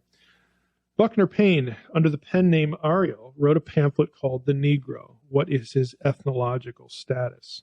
And he argued that the Negro was a pre-Adamic beast of the field who was brought in with the other animals on Noah's Ark. That's 1867. Okay, the idea is a lot older than that. But in the 19th century, here in America, people were giving voice to these ideas, legitimizing what was happening and what had happened in the South and all over the country with slavery, wherever it was found. And then after the Civil War, it became fodder. It became a spiritual battle, a religious battle for many, whether they were sincere or not. Most of these guys in the Klan, again, they're just good old boys. They're not real Christians anyway, but they used it because they knew it would resonate. And again, all of this has a deep history. And the lesson, I think, for us, the takeaway is, you really need to watch the biblical literalism. You really need to put a little more thought into certain things. I understand the need to harmonize the Bible with, again, the knowledge of the day. We still do that now. But there might be better ways to think about things. There might be better approaches, better trajectories to do a better apologetic. Because now, again, we're still living with the errors of this idea. And what's current today, other than, outside the what you would think of as the normal creationism, now we get treated to geocentrism. Now you have movements in the church that says the earth is really flat. Again, just in the name of combating something like evolution. Again, there are better trajectories, better ways to think about these things. And we need to start doing a better job of thinking, because you never know where it could lead.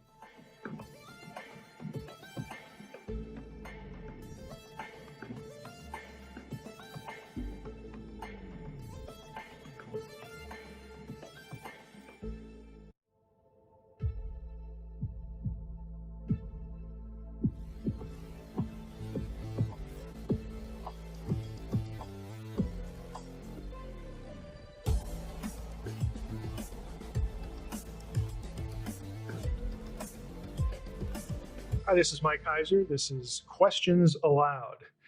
And this is the show, in case you don't know, where we have adult conversations about things that Christians are thinking about but probably afraid to say.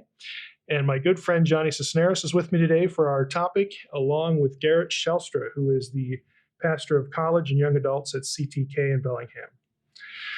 So the question for today is, what do missional church planters actually do? And I have to preface this with, again, some of my personal bias. You're going to be used to that after a while. My conception of church planting is really old school. I went to seminary for 2 years, and we had a pastor, teacher, church planter guy on the faculty. Actually, he was, a high-ranking person in the seminary and administration as well. And he had started over 100 churches in his life. So when he talked, we tended to listen. But he was also sort of a Navy drill sergeant. He was in the Navy. I don't know what his rank was, but that's pretty much what he was as a person. And he used to say things to us like, gentlemen, if the ministry isn't work, you're not in it. Really, sort of a hard-driving guy. And again, by example, by teaching an example, he would really show us how difficult the ministry was, especially church planting, saving churches, reorganizing them. And so you got the distinct impression, both in terms of what you heard and what you saw in this person's life and the churches that you knew about, that this guy had started, and mine happened to be one of them, that this was really a full-time and more job. And it was blood, sweat, and tears, a lot of tears, actually, a lot of really Herculean effort to get a church started. So today, again, few decades later, I look at what's sort of going on in church planting in certain circles, and this whole idea of missional church planting, and I just wonder, again, just being honest here, this is what we do on Questions Aloud. I just wonder what in the world these people do, because it looks like that we're paying people money to go to Starbucks, or build a lemonade stand, or make their community, their neighborhood, a nice place to be. Play hopscotch with the kids, go out and play paintball or whatever. And I look at this, I read about it, I hear it from the pulpit, I hear announcements. We have youth, that want to do this or that, on the quote unquote mission field. And I just have to wonder, does anybody ever start a church? I mean, does church happen anywhere along this process? Because again, what I'm used to is just hard work, door to door, going door to door, knocking on doors, saying, hey, this is who we are. But granted, this was the days before the internet. So we didn't have social media back then, but it was just tough. It was tough going. So that's what I want to talk about. I want to learn. My friends here are going to sort of talk me off the ledge. I want to know if we've seen good examples, bad examples. Mike, are you just sort of dreaming, or what is going on here? Yeah, it's good. Yeah, I mean, just a little bit about myself. I don't actually work in missional church really anymore. Mm-hmm. And I work as a full-time pastor now for college and young adult students here in Bellingham. But before that, I started by doing a lot of missional work. In Boulder, Colorado, we helped plant, or I should say replant, an existing faith community. And it was a lot of that, a lot of blood, sweat, and tears, right there. Why do we call it faith community? Not just church. Did you call it a church when you were starting it? No, we didn't. Because in Boulder in particular, if you called it a church, there was a certain set of preconceptions that went along with it. And that was just, honestly, we said, hey, we're a community of faith that centers around. And when someone said, oh, you mean a church? What did you say? Most people wouldn't say that. Wow. I mean, at least well, in I guess Boulder. it is Boulder. Yeah, in Boulder, they wouldn't say that. They'd be like, oh, okay, that's cool. Yeah, it's a commune. Yeah, that's right. I mean, like, yeah, so, I mean, most people wouldn't actually say that. They really thought that it was like, oh, okay, it's a community of people around Jesus. Yeah. So, anyway. So, I mean, but so that's, I've had experience in both worlds. And so like, maybe I can help navigate some of that stuff. So I guess my question would be predominantly, like you have this vision of what, like, could you expand out on what that is a little? Cause you know, when I am at, okay, perish the thought, I'm colored here in my thinking by the book of Acts. All right. So when Paul goes into a town, I never imagine Paul walking into a town and thinking to himself or saying to anyone, let's make this town a nicer place to live. Let's get along with our neighbors. I mean, he's obviously not going in there to think, hey, let's just, harass people and be obnoxious. I mean, he's not thinking about that either, but he's not going in there thinking about being a good guy, being a buddy. I think the perception you get from the book of Acts is Paul went into a town, he looked for two places. The first place he looked for was a synagogue, and then he looked for the jail. Because he's going to begin in one, he's going to end up in the other. Because the gospel was confrontational. There was conflict, and he knew it was going to come, and it always did in the book of Acts. But again, what I see in a lot of contexts today, even though Paul's not, again, going into a town saying, okay, let's strategize on how obnoxious we can be here, because I really like jail and I want to get there as fast as I can. Yeah. He's not thinking that. But the gospel is confrontational just by its very nature. Christ is the stumbling block. And so when I look at what happens today, I wonder where that is. Because again, it's like, hey, we colored the sidewalks this week. This is what we do in missional church planning. Or I know the whole Starbucks menu now. Or everybody at the coffee shop knows me. And I'm just wondering, when does the confrontation of the gospel happen? Does it ever happen? I mean, again, not that you're looking to be a bull in a china closet, but if you're giving people the gospel, especially in today's climate, I mean, let's face it, we're in a post-Christian culture. Yeah. Any sort of truth claim, especially if it's something exclusive like the gospel, is going to raise the hackles of people. And so, again, maybe I'm just too divorced from the process now. I haven't really engaged in that sort of thing now, and I don't see the conflict. That's why you guys are here to say, hey, well, maybe in certain contexts, what your criticisms are on target, but in other cases they're just not. Yeah. And here's this one example or two examples or whatever. So I have a couple thoughts about this. I want to get to why I think the missional movement started or what the reaction is. But That's first, good. you brought up something here that I'm curious about. You mentioned, where is the proclamation of the gospel? And my question would be, in this context, which you know so well, and that people are interested in spirituality, that people are interested in the mysterious, that people are interested in things that are transcendent. How would you frame the gospel to this context that is so open to spirituality, but not necessarily truth? One particular truth. How would you frame that? Well, I can.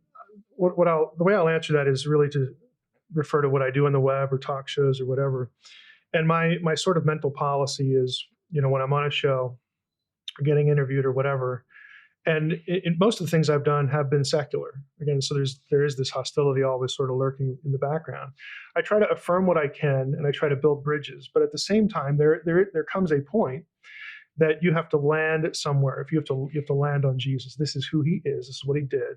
And there, to quote Acts 4:12, there's no other name, under heaven given among men whereby we must be saved. Okay. So you're going to hit that point, but you don't have to hit it like in the first 10 seconds of the conversation. Because a lot of people are predisposed to wanting to talk about spiritual things. So I tend to talk about, okay, what does your faith or your belief or your spirituality, what does that give you? And then once you start getting answers to questions like that, you can probe it a little bit. Well, how do you know you get that? What do you get that, better here as opposed to somewhere else? And why did you make this choice?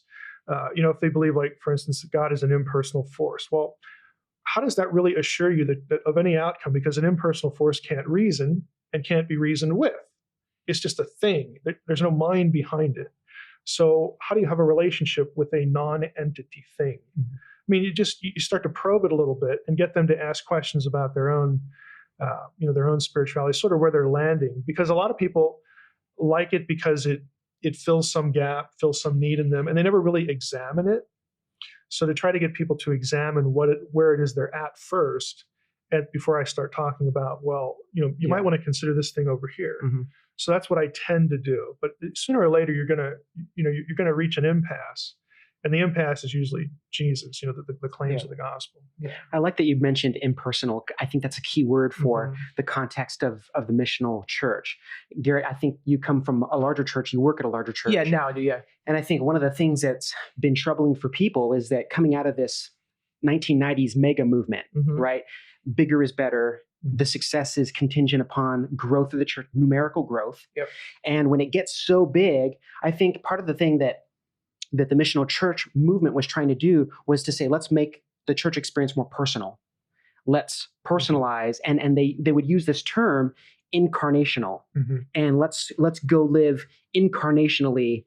And it just so happened that sort of the coffee shop turned into this meeting place, turned into the narthex or the foyer or the pastor's lounge, in some places where this is our time to talk, this is our time to catch up, and it is taking the impersonal to personal and making it incarnational. Yeah. No, that's good stuff. Because in the older model, again, the thing that I'm sort of was raised in, I thought it was quite ineffective. I mean, I actually did a lot of door-to-door evangelism, and frankly, it was not effective. Yeah.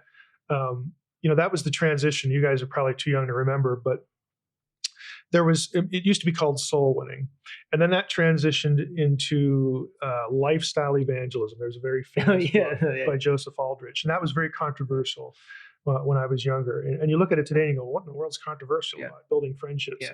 But it actually was at the time. And so I think that is more effective, and building community is more effective. Yeah. But my problem, or my gripe, I guess, is that I don't want to not have that, because I do think it's better. What I see happening is that it's all about having friends. It's all about getting people to like you and feel comfortable. But and again, I've seen just examples where I just wonder, has this person that you've known for 3 or 4 or 5 or 10 years, and you go to football games with, you have them over to the house, you do cookouts, you do this, that, and the other thing, have you ever told them about the Lord? I mean, and in some cases, I'm asking that question of church planters, quote unquote. Have you ever started a church? I mean, have you ever done this? Or is it all about being liked, at some level? So that's my concern. Yeah, and I think that, what we were talking about earlier about the idea of incarnational, and I think, and then you had mentioned earlier, like, did Paul go in and try to make things nicer and better? I mean, no, he would.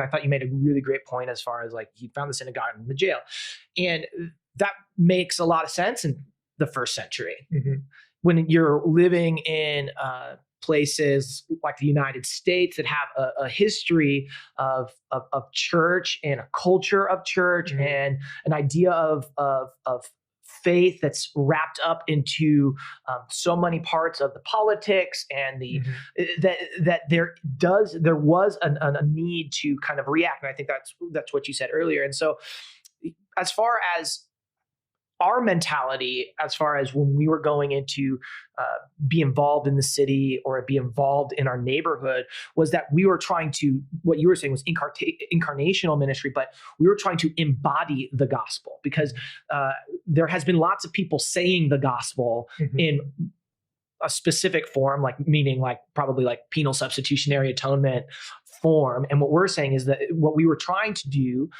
was say, no, that the gospel is the restoration of all things through Christ. So what we were attempting to do was say, that means that people who live outside and are starving or are cold in the winter, we believe in the restoration of all things, that doesn't happen. So we're going to go do that. So would you say it like this? You weren't trying to take the proposition of the gospel out, but you were trying to move beyond just presenting a proposition. Yes, I mean, on some level, yeah, okay. yeah. We were trying to, in the same way that Jesus was embodied, to embody the new creation presently, right? And so, and I think what you're saying is that if we do that right, there will be confrontation, and people want to be loved. Yeah. Okay, and so that again that's very biblical. It's biblical theology, to present that to people, especially in light of the cross. And so, I'm all in favor of that. I'm all in favor of being the kind of person that would attract people to you personally, so that you get a hearing. Yeah. Again, not opposed to that, but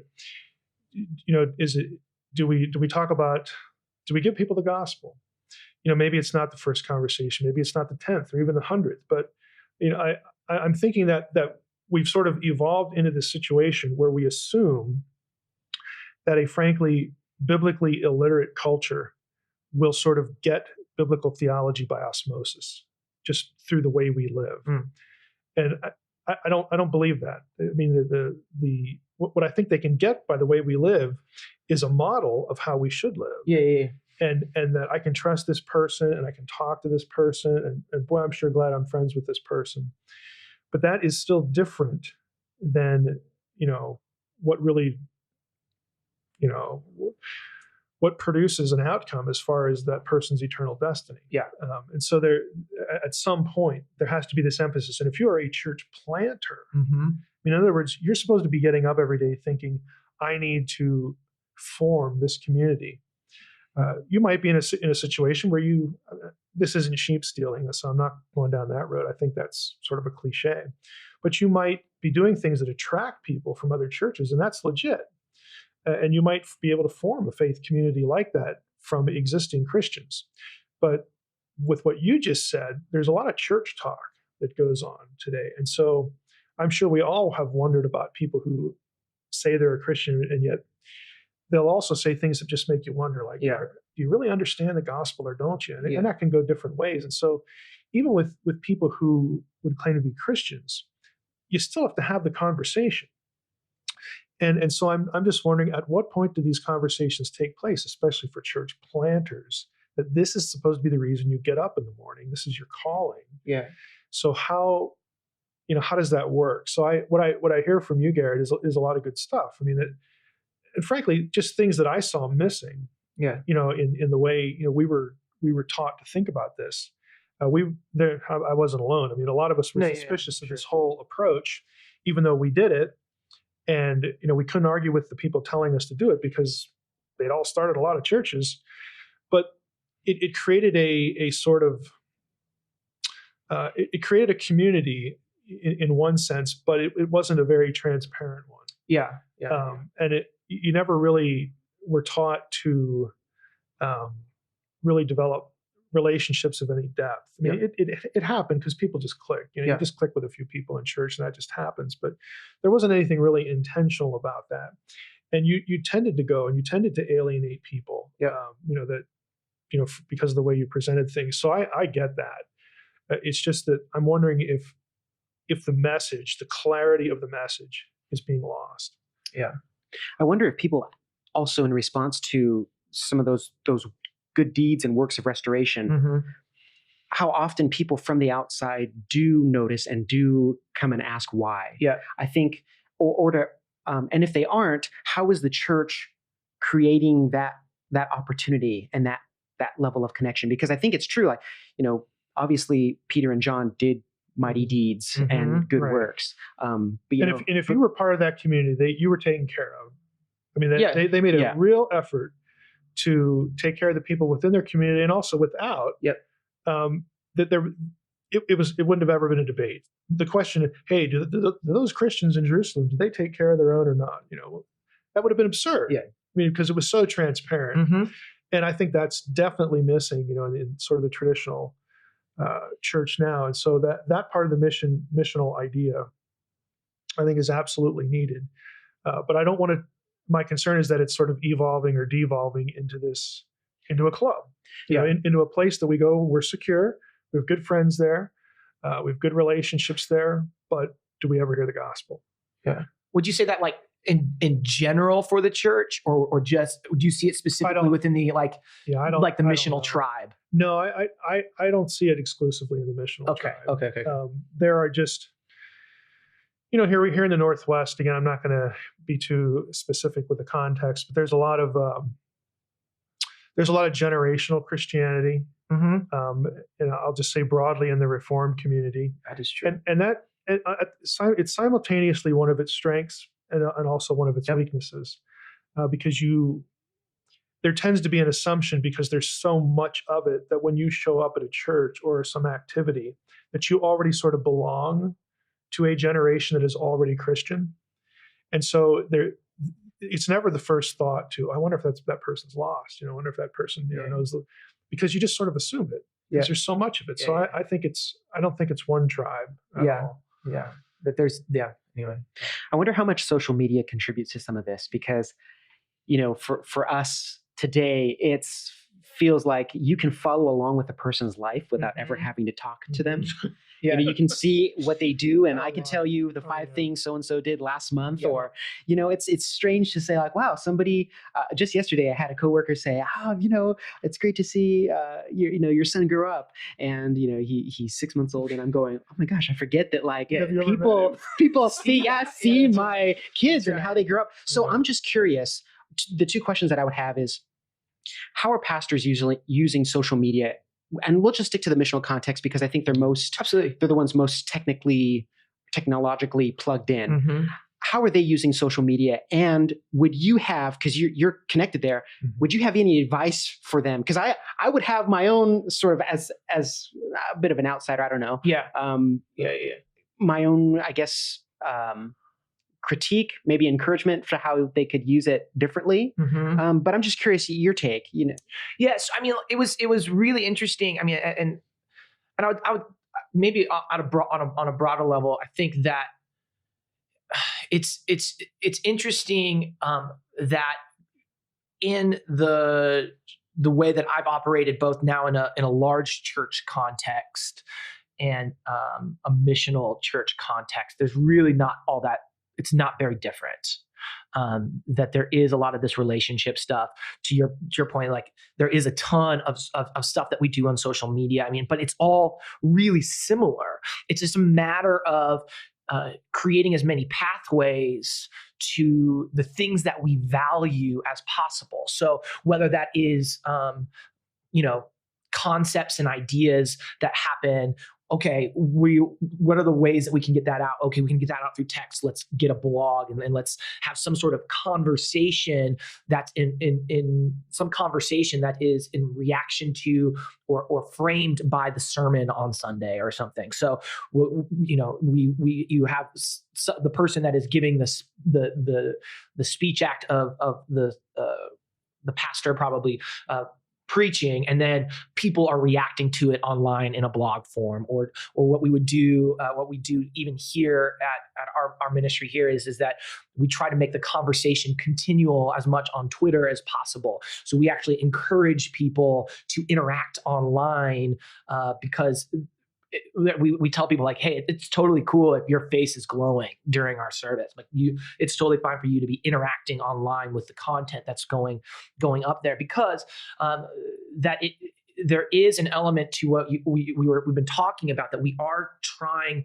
to be sensitive to the culture that we're in, and having a monologue from typically a dude up front just isn't all that helpful for people and places that are more shaped by dialogue and smaller conversations. And so that's a way that social media is being utilized for that, as far as some of the content is, but also encouraging people to share their lives and things. So one example would be last week we were talking about gratefulness. And so I encouraged people to focus on gratefulness. And then what's happened out of that kind of naturally is people have been sharing all week from our community things that they've been grateful for, as a means to, like, not focus on the kind of negative parts about their lives, but rather the myriad of God's blessings that are around them. And so we're trying to utilize some of those spaces in order to help people work out the things that they're figuring out. Do you use that, or do people use it? I mean, because I'm sure you follow the traffic pretty closely. Do people use it to share the gospel? In other words, you as a pastor, let's say you've got a few years under your belt at a particular place, and you kind of can tell, who the new faces are, that sort of thing. So, in the old days, the pastors would have made a point, or somebody in the church would have said, hey, I saw this guy over here in the pew. I've never seen him before. That person might go over there and talk to them and see if they're a believer. again, not in an overtly confrontational way, but the interest was we want to know where you stand, and if you're not a believer, we want to present the gospel to you. So I'm wondering, when people are sharing, what they're grateful for, do you see it? Do you see it turn to evangelism? On occasion, or do you encourage people to do that, or do you yourself? In other words, how do you use the social media? Because again, one of the problems is that it's public. So do you sort of just take mental notes and okay, I'm going to go visit that person, or how does it work? Because it's like there's no privacy anymore, and that's something you'd probably want to sort of preserve. So how do you do that? I think at least for me, if you're meeting a set of propositions that you can then agree or disagree. I'm talking about John 3:16. Does anybody ever hear John 3:16? I mean that's a good proposition. So here's what I'd say is that on social media for Christian, it's talking about the football. Yeah, no, I know, but like I'm talking like it's become almost a parody of itself to take a picture of the ocean and then put like a bunch of like a Bible verse underneath it and then a Hillsong lyric. So that happens all the time, but I don't necessarily think that that's helpful at all for the broader dialogue and conversation as far as what it means to be on mission. I think that what that and just social media in general, I think what you were saying is that you get to curate your life. You can curate and show whatever part of your life is possible. And so I think if we're going to talk about what it means to be fully gospel centered on the gospel, I think that would be something along the lines of showing the beneficial as well as the messy parts of your life. But no one does that on social media. And so that might be something interesting to try. But I don't necessarily see that. I don't want to restrict this question to social media, but because I don't really, for as much blogging I do and web presence I have, I really don't do social media. I know what it is because of my wife and my kids. But how is someone brought to the point of a decision to embrace the gospel or not in a missional context? That's my question. How is someone given the clear presentation, understanding, whatever word you want to use for it? How does someone hear the gospel and they are brought to the point of, I need to make a decision about this. So how does that happen? It's kind of like in the old days, it happened through a conversation that was intentional about evangelism. And I would say, first off, it's not happening at Starbucks anymore. No one in missional things go to Starbucks. They all go to microbreweries and things like that. So like these conversations are typically happening. Yeah, they moved on. Like they're happening like 2 or 3 deep in a bar or microbrewery. And I would say that the primer oftentimes is laid in the embodiment. So like people are really about the authenticity element. Like, so if they don't see in your life that it's lining up with, let's say, most people, at least where we were in Boulder, they knew Jesus and they knew that he was like some sort of revolutionary radical kind of caring for the poor piece. They got that part of Jesus. And so they didn't see that in your faith community's life, that you didn't have a voice. So part of it is that element. And in addition, then those conversations happen over drinks in relationship because you were having friendship with them. I mean, and part of it was, you are trying to get people to like you. There's no way around that, because otherwise, if you don't have friends, right? But you would. What I'm hearing is you have a reasonable degree of confidence that people in these contexts are actually witnessing to people. I mean, to use the old terminology, they're actually sharing the gospel. In other words, I have atheist friends. I have friends that believe X, Y, Z, and I know they have good character. I know they're good people. But if the situation was reversed and I was the person who was not a believer, and I met someone who had really good character and I liked them, I'm not going to intuit, if that's a verb, the claims of the gospel through that. I'm going to need to hear it. I'm going to need to be presented with it, and I'm going to need to know that this is so important that I have to make a choice here. I'm not going to get that through osmosis. I'm not going to get that through friendship.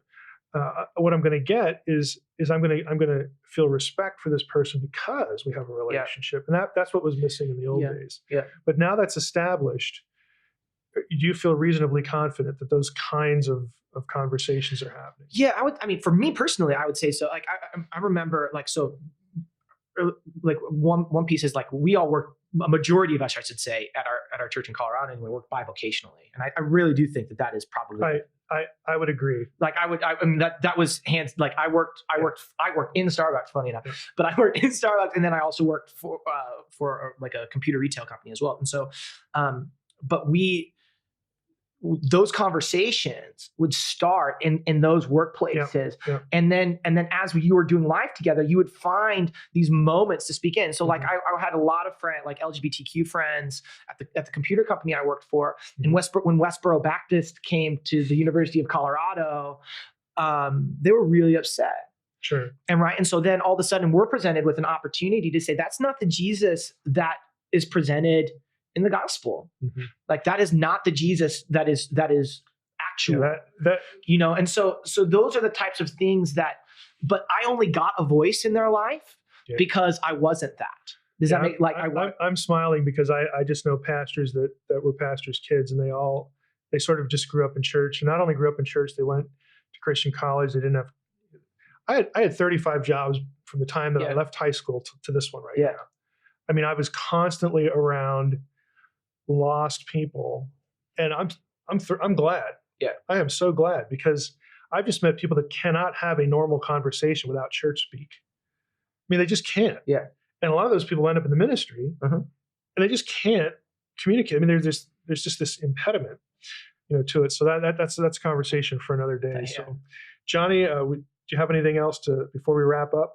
Well, I don't know if this is going to continue the conversation, but take a shot at it. I just wonder. Is friendship a prerequisite to share the gospel? Yeah. I